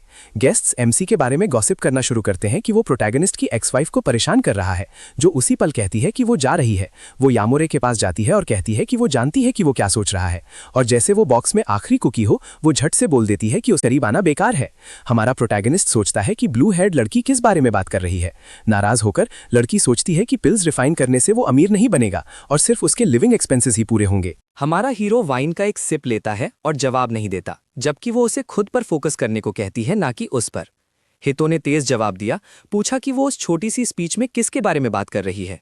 वो कहती है कि जो स्पिरिचुअल चीज वो निकाल रही है वो जानबूझकर नहीं है, ये इसलिए है क्योंकि वो उसे कंट्रोल करना नहीं जानती। लड़की हैरान हो जाती है और पूछती है कि उसे ये कैसे पता चला। उसने उसे चेताया कि जबरदस्ती कल्टीवेशन करने से एब्सॉर्प्शन तेज हो सकता है, पर यह उसका शरीर बर्बाद कर देगा। वो पूछती है कि एक मामूली इंसान को यह कैसे पता हो सकता है, और एमसी कहता है कि वो उसकी प्रॉब्लम ठीक कर सकता है। लड़की उसके बेमतलब के इल्जाम पर विश्वास करने को तैयार नहीं लगती। हितो उससे कहता है कि वो जो चाहे मान ले और उसे फर्क नहीं पड़ता अगर वो मना करती है और अपना शरीर खो देती है। आखिर लड़की के पास वक्त कम है और वो मदद करना चाहता था। वो इसे एक डील समझ सकती है और उसकी उससे एक रिक्वेस्ट है, उसे जो से कुछ पूछना है। जब वो उसके कान में अपनी बात फुसफुसाता है तो वो जेलस लड़का दूर से गुस्से में देखता रहता है। पार्टी के अंत में सारे कपल्स अपनी कार्स की तरफ निकल जाते हैं। नाना उन दोनों के पास पहुंचती है जब वो साथ निकल रहे होते हैं। वो जुयुआन पिल में इंटरेस्टेड है और उनसे थोड़ी देर बात करने के लिए कहती है। ये देखकर कि वो खुद बात करने आई है, उसने सोचा कि उसे सिर्फ पिल से ज्यादा कुछ चाहिए। वो कहती है कि प्रोटैगनिस्ट और सुगा में काफी कुछ कॉमन है, क्योंकि उसके पेरेंट्स के मरने के बाद उसके अंकल ने उसकी पूरी लाइफ डिसाइड करना शुरू कर दिया था। खुशकिस्मती से उसे एक कल्टीवेटर के रूप में पहचाना गया और उसने उन जंजीरों को ढीला कर दिया जो उसे बांधे हुए थे। अब एमसी समझ गया कि लड़की का शरीर बेसिकली खुद को क्यों बर्बाद कर रहा है, क्योंकि वो अपनी लाइफ स्पैन को एक हायर कल्टीवेशन फाउंडेशन के लिए ट्रेड कर रही है। नाना उसे ये इसलिए बता रही है क्योंकि उसने सेत्सु की मदद करने के लिए सब कुछ किया, पर उसकी कंडीशन ठीक नहीं हो सकती। बिल्कुल शिजुरू की माँ की तरह मैडम पर कुछ असर नहीं करता, इसलिए वो हमारे हीरो की मदद चाहती है लड़की को बचाने के लिए। आंट नाना ट्रेडिशनल मेडिसिन एसोसिएशन की प्रेसिडेंट है और अपने रोटो पर डॉक्टर से ज्यादा ट्रस्ट करती हैं। भले ही ये सच है कि वो पिल्स के अलावा टैलिस्मन्स भी रिफाइन कर सकता है, उसे एहसास होता है कि जिसके बारे में वो लेजेंडरी बिजनेस कल्टीवेटर की बात कर रहे थे वो वही था। हमारा हीरो इसकी तुलना रूई कॉन्टिनेंट से करता है, जहां कल्टीवेशन मेथड्स प्रिमिटिव थे। उसके अलावा नाना उस पिल में भी इंटरेस्टेड है जो वो कैरी कर रहा है और होशिसु क्लैन की तरफ से उसके साथ बिजनेस करना चाहती है। आंटी के कंट्रोल में होने से पिल से होने वाला प्रॉफिट्स 10 गुना बढ़ गया। सुगा के अनुसार आंटी सेत्सु की मदद के लिए रिक्वेस्ट को ऑफिशियल करती है क्योंकि वो एक काइंड, डेलिकेट लड़की है जो बचाए जाने लायक है। जब शादी अनल्ड हुई तो उसने एक बार विद्रोह किया और ये इन्फॉर्मेशन एमसी को सरप्राइज करती है। सूमा मैंशन के बाहर आता है और आंट नाना से टकराता है। जाने से पहले अपना सम्मान देने के बाद वो यामोरी और शिजुरू को उनके साथ देखता है। वो हमारे हीरो को थैंक्स कहता है और हैंडशेक के लिए अपना हाथ आगे बढ़ाता है। कहता है कि अगर उनके रास्ते फिर मिले तो उसे खुशी होगी। उसके रोटो कहता है कि उसे भी वैसा ही लगता है और वो जल्दी ही फिर मिलेंगे। जिस पल एमसी सुमाजो का हाथ पकड़ता है उसे कुछ अजीब सा महसूस होता है। उसे उससे बहुत सारा स्पिरिचुअल ची रेडिएट होता हुआ महसूस होता है, पहले से अलग। उसके बाद जो लिमोजीन में बैठता है और उसका बॉडीगार्ड कहता है कि ये मैडम सेत्सु की तरफ से एक गिफ्ट है। जब वो सेत्सु का गिफ्ट खोलता है तो उसे एक बटरफ्लाई ओरिगामी मिलता है और वो सोचता है कि इसका क्या मतलब है। उसे फर्क नहीं पड़ता और वो फेक सुमा से कहता है कि वो उसे उसके लिए संभाल कर रखे और बिना परमिशन के ना खोले। उसने नोटिस किया कि हिरोटो पहले जैसा ही चैश है। वो अपनी रिंग पहनता है और उससे बिजली निकलने लगती है। फिर वो एमसी के करीब सभी को वेट करने को कहता है क्योंकि वो उसके अपने हाथों से मरने वाले हैं। इसी बीच इम्पोस्टर बटरफ्लाई ओरिगामी वाला बॉक्स पकड़े हुए है जो हरा चमक रहा है। फिर हम देखते हैं कि हमारा एमसी ये सब सुन रहा था। हम एक दूसरी जगह जाते हैं जहां नाना कुछ फूलों का एनालिसिस कर रही है, जब तक अचानक कोई आता है और उसका ध्यान खींचता है और वो तेजी से मुड़ती है। एक स्पिरिचुअल ची रेडिएट करता हुआ आदमी कहता है कि उसे 100 हर्ब सेक्ट के जीनियस से यही उम्मीद थी। अपनी गंभीर चोटों और कल्टीवेशन बर्बाद होने के बावजूद उसकी स्पिरिचुअल ची को सेंस करने की एबिलिटी अब भी पहले की तरह शार्प है। नाना पूछती है कि ये कल्टीवेटर मंक कौन है जो अचानक कहीं से भी आ गया। अगर वो सिर्फ एक दुश्मन है तो उसकी प्लान है भागने की और लड़ने की नहीं। मंक जानता है कि वो होशिसु क्लैन की लीडर है और उसे यकीन है कि वो भागने का प्लान नहीं कर रही है। जैसा कि कहावत है, एक शेर खरगोश का शिकार करते वक्त भी अपनी पूरी ताकत लगाता है। उसकी एबिलिटीज कम होने के बावजूद वो दोनों एक दूसरे पर अपनी पूरी ताकत से हमला करेंगे। नाना नोटिस करती है कि वो कॉशियस हो रहा है और पूछती है कि उसका वहाँ क्या गोल है। मॉन्क चाहता है कि वो उनके साथ चले और कुछ भी बेवकूफ़ाना करने की कोशिश ना करे। एक और मॉन्क आता है और सोचता है कि उसकी बाहें और टांगे तोड़ना आसान होगा।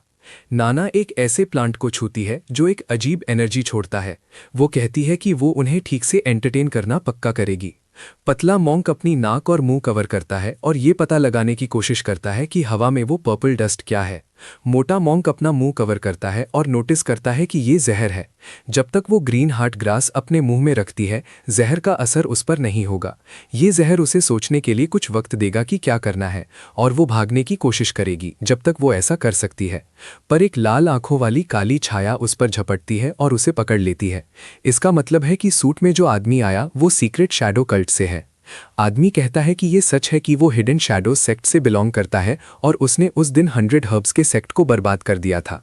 नाना कहती है कि वो दिन अभी तक नहीं आया है और अभी उनका खुद को रिवील करने का कोई तरीका नहीं है। जब वो उसका चेहरा देखती है तो वो जो देखती है उससे रह जाती है।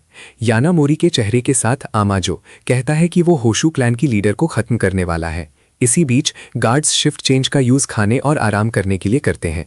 वो इस बात पर बहस करना शुरू कर देते हैं कि वो क्या खाएंगे और मास्टर जो क्या खाना चाहेंगे। रूम से निकलते हुए वो शैडो क्लाउड स्टेप्स का यूज़ करता है। वो हरे बटरफ्लाई के साथ आमाजो के रूम में एंटर करता है। वो हरे बटरफ्लाई को जाने देता है ताकि वो अपने टारगेट की प्रेजेंस डिटेक्ट कर सके। उसने नोटिस किया कि वो आदमी उस जगह के अंदर नहीं है। इसी बीच नकली जो एक कमरे में इंस्टेंट नूडल्स खा रहा है और शो देख रहा है, वो बहुत गुस्सा हो जाता है कि उसे ये खराब बर्ताव सहना पड़ रहा है सिर्फ इसलिए क्योंकि वो सुमुजो जैसा दिखता है। उसे वो धमकियां याद आती हैं जो उसे असली जो से मिली थीं अगर किसी को उनके स्कैम के बारे में पता चलता, कहते हुए कि वो सिर्फ एक नकली है जिसे उसने जिंदा रखा है और वो कभी असली इंसान नहीं बनेगा। परेशान होकर वो उस ऑर्डर को ना मानने का फैसला करता है कि वो उसे दिए गए डब्बे को ना खोले। तो वो उसे खोलता है और हरा ओरिगामी बटरफ्लाई कमरे में उड़ने लगती है। नकली को समझ नहीं आता कि वो क्या है और उसके पीछे एमसी आ जाता है। वो पूछता है कि क्या उसने उसे पहचाना और अब समझ गया कि उसे कोई स्पिरिचुअल आईक्यू क्यों महसूस नहीं हुआ। जैसे ही वो करीब आता है वो कहता है कि वो नकली है और पूछता है कि असली जो कहाँ है। कहीं और हम देखते हैं कि कुछ एक्स्ट्राज एमसी के आने का इंतजार कर रहे हैं और वो चलते हुए सोच रहा है कि इस दुनिया में एक स्पिरिचुअल वेसल है इसका मतलब है कि कोई बहुत ताकतवर आदमी इन फैमिलीज को सपोर्ट कर रहा है, क्योंकि कमजोर एनर्जी वाली दुनिया में ऐसा वेसल बनाना नामुमकिन होना चाहिए। लेकिन अगर सुन्ना फैमिली के पास स्पिरिचुअल एनर्जी का सोर्स है तो कहानी बदल जाती है। जैसे ही वो इस प्रॉब्लम को सॉल्व करता है, वो र्यूजा का सोर्स जितनी जल्दी हो सकेगा ढूंढेगा और लेवल अप करेगा। गुंडे उसे घेर लेते हैं और कहते हैं कि उसने उन्हें बहुत देर तक इंतजार कराया। वो कहते हैं कि किसी ने उन्हें उसे हराने के लिए बहुत पैसा दिया है और वो उससे पहले थोड़ा परेशान करना चाहते हैं। लेकिन जब एमसी उन्हें गुस्से से घूरता है तो वो लोग पहले ही कांप रहे होते हैं। उनका लीडर दूसरों को उस पर हमला करने को कहता है और वो सब हरोटो की तरफ दौड़ते हैं, हाथ में हथियार लेकर। गैंग लीडर सोचता है कि उनका हरना नामुमकिन है। आखिर वो अपने सबसे अच्छे और स्किल्ड आदमियों को काम पर लाया है। एक पल में वो सब हमारे हीरो के हमले के असर से पीछे फेंके जाते हैं। उनका बॉस उसकी अभिसल ताकत से हैरान रह जाता है। हमारा एमसी अपने हाथ में ऑरा के साथ एक पंच मारता है और एक और दुश्मन को हवा में उड़ा देता है और उसे बहुत दर्द होता है। लीडर सोचता है कि ये नामुमकिन है और हैरान होता है कि क्या वो इंसान भी है। हमारा हीरो पूछता है कि उन्हें उस पर हमला करने का ऑर्डर किसने दिया। इसी बीच नाना हशीसू के घर पर लड़की सेत्सु अपने गार्ड्स के साथ क्राइम सीन की जांच करती है। उनमें से एक रूफटॉप कैमरास दिखाता है करीब 1 बजे सुबह, जब 2 मंक्स उस पर हमला करने आए थे। रिकॉर्डिंग वही खत्म हो जाती है जब वो छत के रास्ते घर में घुस रहे होते हैं और उन्हें लगता है कि नाना को किडनैप कर लिया गया था। 3 क्रिमिनल थे और उनमें से एक की आदमी के चेहरे की परफेक्ट तस्वीर मिल गई। वो कहते हैं कि वो उस दिन पार्टी में था और वो यमारी हरोटो है और सेत्सु को विश्वास नहीं होता। वो अपनी कार और फोन पकड़ती है जिसमें उस वीडियो का क्लिप है जहां वो दिखता है और एक घर की तरफ जाती है। किसी ने उसे एड्रेस दिया था और वो वहां गई जहां उसे बताया गया था। घर के सामने खड़ी यमारी पर गुस्सा कि उसने उसके रिश्तेदार पर हमला किया, वो इसे जाने नहीं देगी। तभी एक टूटी बाजू वाला आदमी पूछता है कि क्या उसका हरोटो से कोई हिसाब चुकाना है। इस बात पर गुस्सा कि इन लोगों ने उसकी मौसी को किडनैप किया, वो सबॉर्डिनेट को कहती है कि उसे उसके पास ले जाए। उसका सबॉर्डिनेट कहता है कि वो अभी मैंशन के अंदर है और उसे रास्ता दिखाता है। वो कई सबॉर्डिनेट्स को इंजर्ड देखती है और सोचती है कि क्या वो आम लोग हैं या नहीं। वो एक और पिटे हुए बटलर को हमारे प्रोटैगनिस्ट को पानी देते हुए देखती है जब तक वो प्रोटैगनिस्ट किसी की मौजूदगी महसूस नहीं करता। और वो सेत्सु गुस्से में चिल्लाते हुए एमसी के पास आती है, उस पर इल्जाम लगाते हुए और डिमांड करती है कि उसका लैकी उसकी मौसी को छोड़ दे और अगर वो ऐसा करता है तो वो इस घटना को जाने देगी। हमारे हीरो को कोई आइडिया नहीं है कि वो लैकीज और उसकी मौसी के बारे में क्या कह रही है। गुस्से में वो उस पर उंगली उठाती है, उस पर अपनी मौसी को किडनैप करने का इल्जाम लगाते हुए। हिरोटो को पता नहीं था कि नाना को किडनैप किया गया था और उसे समझ नहीं आता कि सेत्सु उस पर क्यों शक कर रही है। वो उससे कहती है कि बेवकूफ़ बनाना बंद करे, आखिर उसके पास सबूत है और उसने ये एक्सपेक्ट नहीं किया था, लेकिन वो घर के कैमरास में पकड़ा गया था। वो जानता है कि वीडियो में मौजूद आदमी ने एक स्पिरिचुअल वेसल का इस्तेमाल किया और अपना चेहरा बदलकर मौसी नाना को किडनैप किया। सेत्सु अपने शरीर को पावर अप करती है और उससे कहती है कि अभी उसकी मौसी को वापस करे, वरना वो उसके खिलाफ अपनी कल्टिवेटर ताकत का इस्तेमाल करेगी। हमारा एमसी कहता है कि वो वहां नहीं था और अपने नए सबॉर्डिनेट से इसकी पुष्टि करने को कहता है। जब वो सबॉर्डिनेट से उनका वर्जन पूछती है तो वो कहते हैं कि वो पूरी रात उसके पास ही थे। फिर वो पूछती है कि अगर उसने रात वहीं गुजारी तो उसका चेहरा फुटेज में साफ कैसे दिख रहा है। हमारा हीरो एक अलग लोकेशन से एक वीडियो दिखाता है जिसमें सुमो जो का चेहरा वहां दुखी बैठा है, लेकिन वो एक नकली है। वीडियो में यासुहिरो योसा बताता है कि वो सुमो जो का डबल है और आमतौर पर उसका गार्ड था, लेकिन उस पार्टी में वो एक स्टैंड इन बना। वो मानता है कि वो एक रिंग का इस्तेमाल करता है दूसरे लोगों के चेहरे अपनाने के लिए और सिर्फ लिमिटेड जगहों पर ही खुद को जाहिर करता है। सेत्सु हैरान है कि उसके पास चेहरे बदलने की ताकत है। हमारा एमसी बताता है कि उसके पास एक स्पिरिचुअल वेसल है जिसमें वो ट्रांसफॉर्मेशन फंक्शन है। वो हैरान है कि सुमा के पास एक स्पिरिचुअल वेसल है, एक ऐसी चीज जो नोबल फैमिलीज में पीढ़ी दर पीढ़ी आगे बढ़ती है।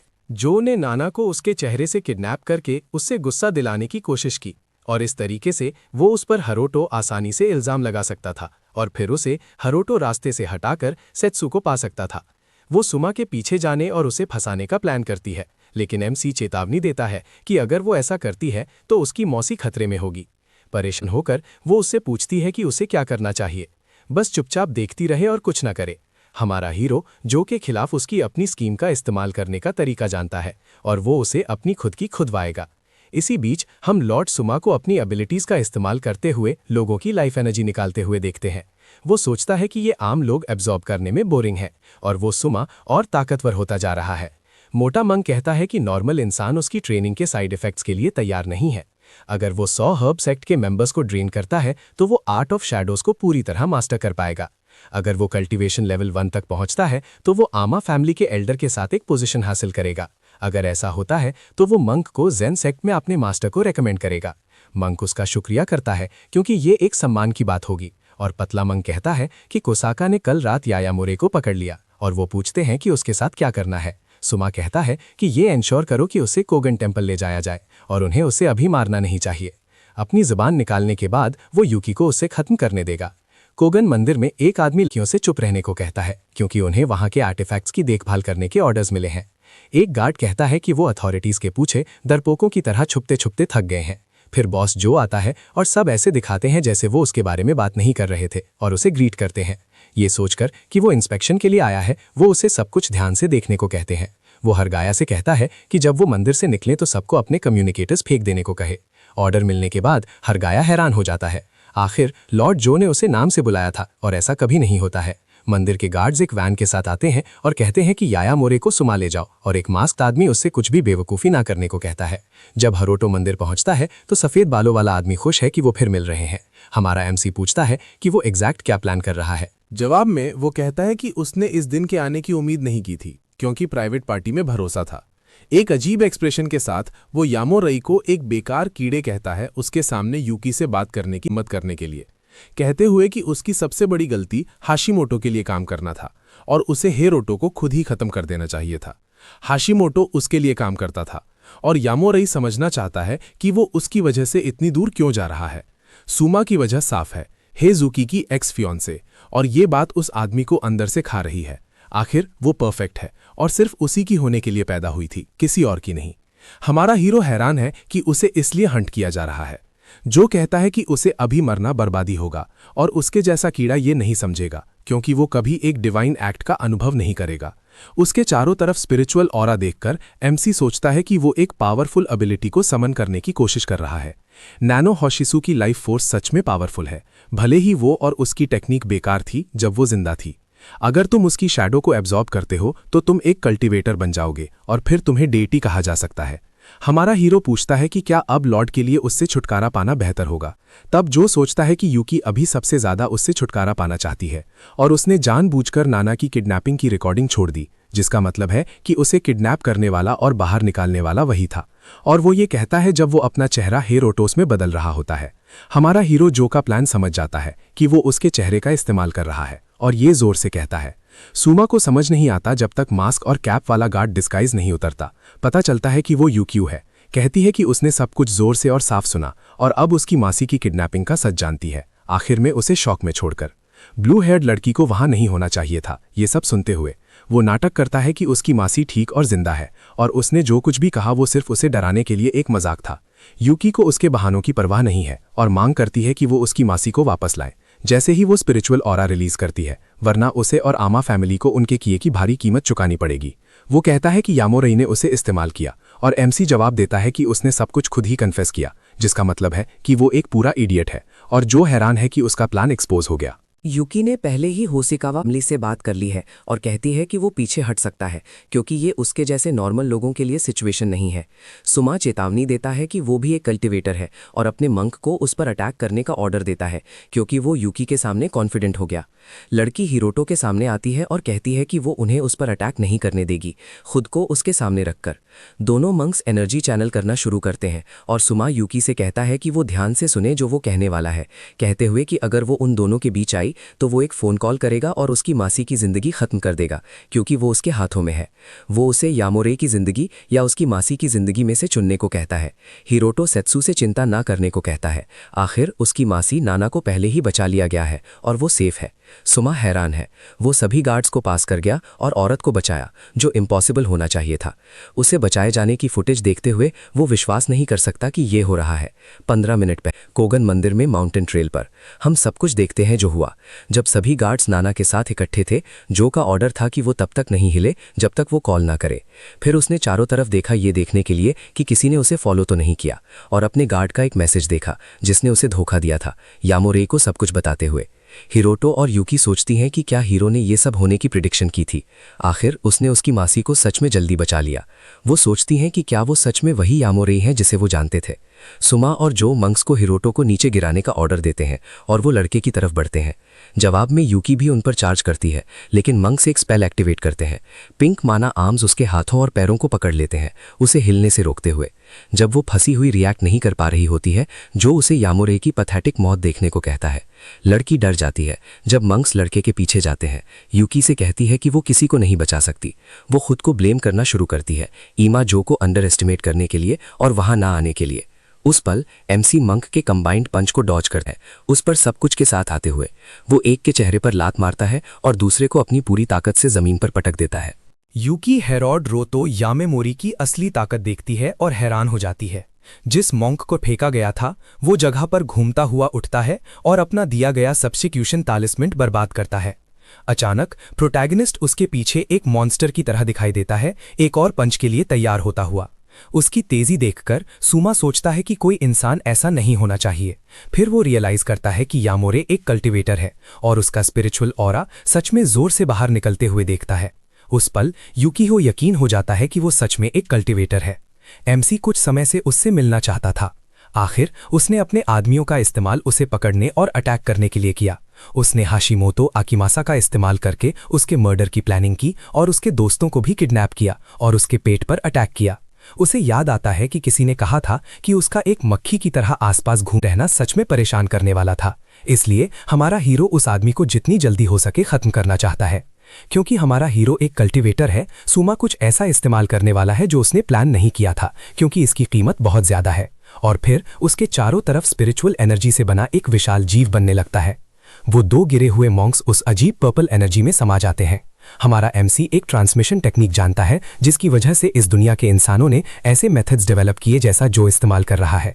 वो बेकार मॉन्क्स इसका हिस्सा है और जो और मजबूत होना चाहता है। वो कल्टिवेटर्स को एब्जॉर्ब करने वाला है अपनी शैडो टेक्निक को मजबूत बनाने के लिए। एक को एब्जॉर्ब करना ही इसे रिफाइन कर देगा, दो को एब्जॉर्ब करने से वो पूरे अलग लेवल पर आ जाएगा। मॉन्क्स को एब्जॉर्ब करने के बाद जो जमीन पर बिना लाइफ फोर्स के बेजान पड़े हैं वो अपना कल्टिवेटर स्टेज बढ़ाता है। हमारा हीरो हैरान है कि उसने एक ही वक्त में दो लोगों की कल्टिवेशन एब्जॉर्ब कर ली और मजबूत हो गया। उसके चारों तरफ का मॉन्स्टर एक आंख खोलता है और बड़ा होता रहता है और ज्यादा एनर्जी रेडिएट करता है। और सुमा कहता है कि यामोरे अगला होगा जिसे एब्जॉर्ब किया जाएगा। सेत्सु ने लोको कम आंका था और उसने कभी नहीं सोचा था कि उसके पास ऐसी जबरदस्त पावर होगी। उसे लगता है कि उसकी गलती है कि वो हमारे एमसी को इस जगह तकलीफ झेलने के लिए लाई। वो सुमा पर चिल्लाती है कि यामोरे को इस सब से बाहर रखे, आखिर उसका मसला उसके साथ है। नाराज होकर वो गुस्सा होता है कि उसने अब तक उस कचरे को बचाया है।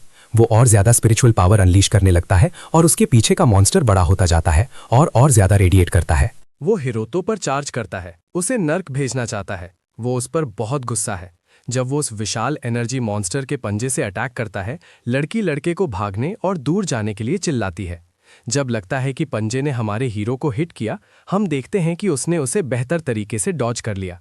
वो सेत्सु के बगल में रुकता है और ज्यादा स्पिरिचुअल एनर्जी रिलीज करता है, दोनों के लिए प्रोटेक्शन बनाता है। अपने हाथ के चारों तरफ पिंक स्पिरिचुअल ची के साथ दुश्मन गुस्सा हो जाता है कि उसने उसका अटैक डॉज कर लिया। हमारा हीरो कल्टिवेशन स्टेज 1 एक्टिवेट करता है और उसके चारों तरफ एक ब्लू ऑरा दिखाई देता है। विलन के ऑरा को दबाने में कामयाब होता है। वो कहता है कि उसकी टेक्निक कुछ खास नहीं थी। सेत्सु नोटिस करती है कि वो लॉर्ड ईमा से ज्यादा स्ट्रांग है और हवा में प्रेशर उसकी एनर्जी की वजह से उस पर भारी पड़ रहा है। हमारा एमसी टारगेट पर शूट करता है और उसकी छाती पर किक मारता है, एनर्जी चैनल करते हुए, जो हिट को और मजबूत बनाता है। जख्मी और गुस्से में वो अपने स्पिरिचुअल ची मॉन्स्टर से उस पर अटैक करवाता है। उसकी स्पिरिचुअल ची से बना हुआ क्रीचर हिरोतो पर पूरी ताकत से लपकता है। ये बहुत बड़ा और जबरदस्त है। विलेन उस पर चिल्लाता है जब वो अटैक करता है, उसे एक बार में खत्म करने की कोशिश करता है। पिंक एनर्जी का एक ब्लास्ट हमारे हीरो की तरफ आता है और वो अपनी स्पिरिचुअल ची से एक शील्ड बनाकर रिएक्ट करता है, जो उसे स्टेज 2 का इस्तेमाल करते हुए खुद को डिफेंड करते देखता है और उसे एक फेलियर कहता है जो उसकी शैडो टेक्निक द्वारा एब्जॉर्ब किया जाएगा। हमारा हीरो अपने हाथ फैलाकर अपने पागल दुश्मन के वार को रोकता है। अटैक से गुजरकर वो उसे पंच के साथ लपकता है और कहता है कि शैडो टेक्निक बेकार है जब उसे एब्सोल्यूट पावर के खिलाफ रखा जाता है। हमारा प्रोटैगनिस्ट जमीन पर एक बड़े एनर्जी रैप पंच के साथ मारता है और जमीन में दरारें पड़ने लगती हैं। वो कहता है कि उसने लॉर्ड सुमा को पकड़ लिया है और जमीन से एक आंखों वाला पिंक एनर्जी क्रीचर निकलता है। वो जानता है कि शैडो टेक्निक में पैरासाइट्स का इस्तेमाल होता है जो होस्ट की एनर्जी पर जीते हैं, और वो पैरासाइट को पकड़ने में कामयाब हो गया। वो उसे अपने हाथ में कुचल देता है और ऐसा करने से विलन कमजोर हो जाता है, जो अपनी शैडो टेक्निक खो देता है और दर्द महसूस करता है। जमीन पर गुस्से में विलन सोचता रहता है कि उसने एक नोबल को कैसे हरा दिया। वो उस पर चिल्लाता है कि वो ये ना सोचे कि उसने अमिया फैमिली के वंशज को हरा दिया है और उसका दादा अभी जिंदा है। अगर हेरोडोटो जो को खत्म करता है तो हिडन शैडो सेक्ट उसे मारने के लिए असैसिन्स भेजेगी। हमारा प्रोटैगनिस्ट नोटिस करता है कि इस दुनिया में भी कल्टिवेटर सेक्ट्स हैं, हिडन शैडो सेक्ट भी शामिल है। गुस्से में विलन पूछता है कि यायामुरे जानता है इसका क्या मतलब है और कहता है कि वो सिर्फ एक बेकार सुअर है। हेरोडोटो बिना कुछ कहे उसकी तरफ चलता है, जबकि वो चिल्लाता है कि अगर उसने उसे मारा तो वो अपनी जिंदगी पर तबाही लाएगा। जमीन पर पड़ा हुआ वो और ज्यादा डरता जाता है, पूछता है कि यायामुरे उसके इतने करीब क्यों आ रहा है।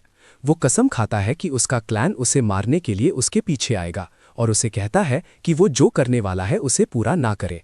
कहता है कि अगर वो उसे बख्श देता है तो वो उसके जिंदा रहने की गारंटी देगा और वो हियात के साथ जो किया उसके लिए माफी मांगता है।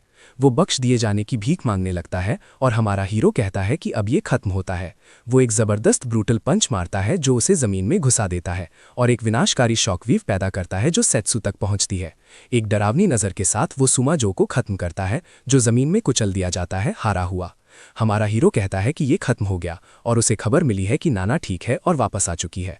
सेत्सु उसे थैंक करती है और कहती है कि उसने तो पूरे समय सोचा था कि वो सिर्फ एक ऑर्डिनरी इंसान है, कल्टिवेटर नहीं। वो रियलाइज करती है कि अंत में वो ही थी जो कुछ नहीं जानती थी। हमारा एमसी कहता है कि अगर वो नहीं भी आती तो भी वो विलन से अकेले लड़ने के लिए तैयार था। वो एक मीमा स्पिरिचुअल वेसल लेता है जो काफी रफ लुकिंग है और ये साफ बताता है कि इसे एक स्टेज 4 कल्टिवेटर ने बनाया था। औरत पूछती है कि अगर वो इतना स्ट्रांग है तो उसे क्लैन से क्यों निकाल दिया गया, वो तो फैमिली का हेड भी हो सकता था। हमारा हीरो कहता है कि उसका अब उस फैमिली से कोई लेना देना नहीं है और कहता है कि वो अभी भी इतना स्ट्रांग नहीं है क्योंकि उसने अभी तक 3rd स्टेज नहीं हासिल किया है। लड़की उस कल्टिवेशन स्टेज का टारगेट कर रही है ताकि वो अमितानी फैमिली से दूर हो सके और एक फ्री ऑफिशियली रिकग्नाइज्ड कल्टिवेटर बन सके। जैसा उसने प्रॉमिस किया था, यामुरे उसके शरीर की प्रॉब्लम को ठीक करने वाला है जो लगभग फटने वाला है। वो उसे एक डिस्पर्सल पिल दिखाता है जो उसके शरीर में फंसी और जमा हुई एनर्जी को रिलीज करेगी जो उसे खत्म कर रही है। जब वो अपनी एनर्जी रिलीज करने के बारे में सुनती है तो वो सोचती है कि क्या वो अपनी कल्टिवेशन एबिलिटीज खो देगी। वो कहती है कि उसकी कल्टीवेशन मेथड कॉम्प्लिकेटेड है क्योंकि प्रोग्रेस करने फेल होने के अलावा ये उसकी उम्र भी कम कर देगी, लेकिन अगर वो ये करता है और वो पिल लेती है तो वो फिर से एक ऑर्डिनरी इंसान बन जाएगी। उसका रोटो मना करता है क्योंकि वो उनके अगले डील का हिस्सा है और पूछता है कि क्या वो जानना चाहती है कि असली कल्टीवेशन क्या होती है। उस बात के बाद लड़की उसका दरवाज़ा खटखटाती है। बहुत शर्माकर वो चीज़ें ले आई है जैसा उसने कहा था और उसके यहाँ थोड़े वक्त के लिए रुकने का प्लान करती है। जब वो देखता है कि उसका चेहरा लाल है और ये पता लगाने की कोशिश करता है कि क्यों, तो वो बताने से बचाती है और अंदर चली जाती है। फिर वो पूछती है कि क्या वो इस बार फिर कहीं दूर जा रहा है। हमारा हीरो कहता है कि वो इस बार पक्का नहीं है और अपने बगीचे के सामने खड़ा है जिसमें उसने जादुई फूल लगाए हैं। जैसे ही अमा के साथ चीज़ें ठीक हो जाती हैं वो रियूजा जाएगा उस स्पिरिचुअल स्प्रिंग को ढूंढने के लिए जिसके बारे में उसे बताया गया था। सिल्वर हार्ट ग्रास से निकलने वाली एनर्जी हैरत अंगेज तरीके से कोमल है और उसके पास ट्रेनिंग करना सेत्सु के शरीर के लिए अच्छा होगा। तभी उसका पालतू कुत्ते का बच्चा आता है और वो लड़का बताता है कि वो उसे सही कल्टीवेशन टेक्निक सिखाएगा। जब वो चला जाएगा वो लड़की से चाहता है कि वो उसके बगीचे में उसके कुत्ते का ख्याल रखे। वो कुत्ते से जुड़ जाती है और पूछती है कि उसका नाम क्या है।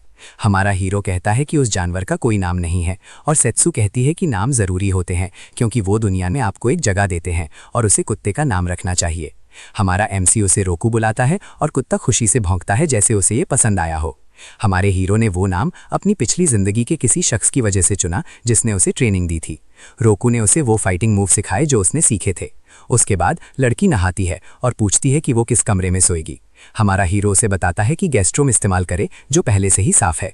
वो पूछती है कि अमा फैमिली के साथ क्या हो रहा है और एमसी कहता है कि इसका पहले ही ख्याल रख लिया गया है। अमा जो अपने हाई रैंकिंग रिश्तेदारों से गायब नहीं होने वाला है। अमा फैमिली के पहाड़ पर हम जो को अपने रिश्तेदारों से मिलते हुए देखते हैं। वो पूछते हैं कि क्या उसका चाचा आज सेक्लूजन से बाहर आ रहा है और जो डर जाता है जब वो दरवाजे खुलते हुए देखता है। जैसे ही गेट खुलता है एक लाल जानवर बाहर आता है और एक बूढ़ा आदमी कहता है कल्टीवेटर्स के लिए 5 साल ऐसे ही गुजर जाते हैं और ये सोचकर कि सबने इस पुरानी चीज का इंतजार किया उसे गर्व महसूस होता है। अमोता कुजो, जो का ग्रेट ग्रैंडफादर, सोने की आंखों वाले एक काले शेर के ऊपर दिखता है। वो उसे 3rd स्टेज तक पहुंचने पर बधाई देते हैं और कहते हैं कि वो अब एक लेजेंडरी इमॉर्टल है और वो दुआ करते हैं कि उसकी जिंदगी लंबी और ज्यादा समृद्ध हो। बूढ़ा हंसता है और उनकी बात से सहमत होता है। फिर वो जो को पास आने को कहता है। वो पूछता है कि फैमिली आउटकास्ट यामोरे के साथ क्या हुआ। जो बताता है कि वो बेकार और मामूली है और आखिर में वो हेरोडोटो से डील नहीं कर पाया। उसका ग्रेट ग्रैंडफादर जो एल्डर है गुस्सा हो जाता है कि वो लड़के को संभाल नहीं पाया। एल्डर कहता है कि अमा क्लैन का कोई शख्स ऐसी बातें नहीं कह सकता और चाहे फेवरेटिज्म हो या ना हो उसे फिर भी फेंका जा सकता है। अगर वो ये मिशन नहीं कर सकता तो जूको खुद करेगा। एल्डर ने ओका जूको और ताइरो चिकागो को ऑर्डर दिया कि वो नोई सिटी जाएं। अगर वो दोनों पता लगा लेते हैं कि जूको क्या जानता है तो सबसे अच्छा होगा। इस सब के बीच में सेत्सु सुबह 5 बजे कल्टीवेशन के लिए जागती है और शिकायत करती है क्योंकि वो स्पा जाने के लिए भी इतनी जल्दी नहीं जागी थी। एरोटो बताता है कि सुबह 5 बजे स्पिरिचुअल चीज ज्यादा होती है और इमोर्टैलिटी कल्टिवेट करने से डबल रिजल्ट्स मिलते हैं। वो उसे एक मग से एक लिक्विड पीने को कहता है कल्टिवेशन शुरू करने से पहले। लड़की उसे पीती है और अपने शरीर के चारों ओर एक ग्रीन ऑरा महसूस करती है और पूछती है कि उसके साथ अभी क्या हुआ। हेरोडोटो बताता है कि ये गैदरिंग पिल का एक सिंप्लीफाइड वर्जन है। पिल उसके लिए और उसके शरीर के लिए अभी बहुत हार्श होगी। उसे कोमल स्पिरिचुअल एनर्जी की जरूरत है। हल्दी और पार्सली का ये कोमल मिक्स उसके साथ जो पिल के अंदर है उसके लिए परफेक्ट है। अपने पुराने कॉन्टिनेंट में अपनी दूसरी जिंदगी में वो इस मिक्स को नए जन्मे बच्चों के लिए इस्तेमाल करते हैं। वो देखता है कि इस दुनिया के लोगों के शरीर बहुत कमजोर हैं। वो उसे जल्दी से कपड़े बदलने को कहता है और फिर वो उसे इमॉर्टल कल्टिवेशन का असली तरीका सिखाएगा। एक प्लाजा में वो दोनों पत्थरों के ऊपर मेडिटेट करते हैं और उसे वहां कल्टिवेट करने में शर्माती है। एमसी बताता है कि जितना ज्यादा नेचर के पास उतना ही अच्छा स्पिरिचुअल ची कल्टिवेट करना होता है और फॉरेस्ट पार्क सबसे अच्छी जगह है। प्लाजा में कुछ बूढ़े लोग ये पता लगाने की कोशिश करते हैं कि वो दो नौजवान क्या कर रहे हैं और समझ जाते हैं कि ये स्पिरिचुअल एनर्जी कल्टिवेशन है। वो सोचते हैं कि वो लड़की उस लड़के के बहुत करीब होगी क्योंकि वो ये सफ़र एक साथ कर रहे हैं। लड़की को बेचैन होते देखकर हेरोडोटो उसे फोकस करने और अपने चारों ओर स्पिरिचुअल एनर्जी महसूस करने को कहता है। उसका पिछला मेथड स्पिरिचुअल चीज़ों को ज़बरदस्ती अंदर रोकना था और उसका शरीर दूसरी वायलेंट एनर्जीज़ को रोके हुए था। नॉर्मल लोग उन एनर्जीज़ को देख नहीं सकते, उनका इस्तेमाल नहीं कर सकते और अपने शरीरों को उनसे बचा नहीं सकते, लेकिन उसने खुद ही इस मैकेनिज्म को तोड़ा। स्पिरिचुअल ची कल्टिवेट करने से प्योरिफिकेशन होती है, सबसे शुद्ध हिस्से को निकालना और अपने शरीर को उससे पोषण देना। और प्योरिफिकेशन एफिशिएंसी उसके मेथड और उसके मेथड के बीच सबसे बड़ा डिफरेंस है। उसकी स्पिरिचुअल ची यूसेज रेट 40% है, उसके मेथड से आप 100% एनर्जी का इस्तेमाल करते हैं। शरीर में एनर्जी गाइड करने के लिए स्पिरिचुअल पावर की ज़रूरत होती है और ये माथे में होता है जिसे प्लेटफॉर्म कहते हैं, और उसे अपना दिमाग खाली करने के लिए मेहनत करनी होगी। जैसे ही वो उसे खाली करती है और उस प्लेटफॉर्म को महसूस करती है उसे गाइड करना होगा। सेत्सु अपनी आंखें जोर से बंद करती है और अपने दिमाग को खाली करने पर फोकस करने की कोशिश करती है। वो उसे खाली करने की कोशिश करती है और ये पता लगाने की कोशिश करती है कि वो प्लेटफॉर्म अपने स्पिरिचुअल एनर्जी से भरे दिमाग में कहाँ है। वो अपनी स्पिरिचुअल ची महसूस नहीं कर पाती क्योंकि उसका दिमाग अपने ऑप्रेसिव पिता की तस्वीर से घिरा हुआ है। बूढ़े लोगों को लगता है कि लड़की के साथ कुछ गलत है क्योंकि उसे बहुत पसीना आ रहा है। सारी मेहनत से पसीना बहाते हुए लड़की अपनी स्पिरिचुअल एनर्जी नहीं देख पाती और हमारा हीरो धीरे से अपनी उंगलियां उसके माथे पर रखता है। हमारा एमसी उसकी मदद करता है और उसे अपनी आंखें बंद करने और उसे फिर से महसूस करने की कोशिश करने को कहता है। उसकी स्पिरिचुअल पावर उधार लेकर वो अपनी स्पिरिचुअल ची महसूस करने की कोशिश करती है। लड़की कोशिश करती है जबकि वह उसमें एनर्जी भेजता है और बूढ़े कपल को लगता है कि ये सीन बहुत क्यूट है। आखिर में वो अपने के अंदर देख पाती है जिसमें स्पिरिचुअल एनर्जी बह रही है। उसको लगता है कि उसके सामने स्पिरिचुअल ची देखना खूबसूरत है और एमसी कहता है कि ये स्पिरिट्स का असली पूरा रूप है जो नंगी आंखों से नहीं दिखता। हमारा एमसी कनेक्शन तोड़ देता है और कहता है कि ट्रेनिंग के पहले दिन के लिए इतना काफ़ी था। उसको अपनी स्पिरिचुअल ची को और ज़्यादा महसूस करना और गाइड करना है। इस तरह से वो इमॉर्टल कल्टिवेशन के पहले स्टेज में एंटर कर सकती है। दोनों घर वापस जाते हैं और तब में नहाते हुए सेत्सु को उसको हल्के से फोरहेड छूना याद आता है और उसको ये अनोइंग लगता है। अनोइंग इसलिए कि उसका फोकस कल्टीवेशन के पहले स्टेज में एंटर करने पर होना चाहिए और किसी और चीज पर नहीं, और वो अपने थॉट से लड़ती है। एक हफ्ते बाद एमसी उस जगह पर है जो स्नेक हेड ने उसको दी थी और वो सोचता है कि क्या ये सच में सही है। एक हफ्ते बाद निंग स्पिरिचुअल ची महसूस कर सकती है और एनर्जी पिल्स पहले स्टेज में एंटर करने के लिए काफ़ी होंगी। अब उसके पास जो ताकत है उससे वो बिना किसी प्रॉब्लम के अपने घर का ध्यान रख सकती है। तो वो बिना चिंता किए अपनी ट्रिप के लिए निकलता है और स्नेक हेड द्वारा अरेंज की गई एक गाड़ी देखता है। बस में चढ़कर ड्राइवर सोचता है कि वो एक स्टूडेंट जैसा लगता है जो इतनी डेंजरस जगह जा रहा है। ड्राइवर कहता है कि बस खाली है और वो जहां चाहे बैठ सकता है और राइड एंजॉय कर सकता है। हमारा हीरो कुछ भी बोले बिना अंदर बैठ जाता है और बस में कुछ अजीब लोगों को बैठा हुआ देखता है। हेरोडोटो याइमुरे आखिरकार वही कर रहा है जो उसके इन्फॉर्मेंट ने उसको बताया था। वो प्लेन से निंघाई सिटी में लैंड किए और पैसेंजर्स उतरने लगते हैं। लोग सिटी एयरपोर्ट पर पहुंचते हैं और कहते हैं कि उन्हें लड़के का एड्रेस मिल गया है और अब वो उससे डील करेंगे। हेरोडोटो के घर का फ्रंट देखकर एक थक थोड़ा फन करना चाहता है क्योंकि वो आखिरी बार 30 साल पहले बाहर निकला था। हमारे हीरो ने लड़की की सेफ्टी के लिए एक ब्रेसलेट तैयार किया है जब वो 9th में है, उसकी प्रोटेक्शन के लिए। जेड स्टोन्स वाला एक टैलिस्मैन। अगर वो खतरे में हो तो उसे उसका इस्तेमाल वैसे करना चाहिए जैसे उसने उसको सिखाया था। प्रेसिडेंट सू का ध्यान उसके एम्प्लॉय ने खींचा जो इरिटेट हो रहा है क्योंकि वो रिस्पॉन्ड नहीं कर रही है और ब्रेसलेट पकड़कर खोई हुई है।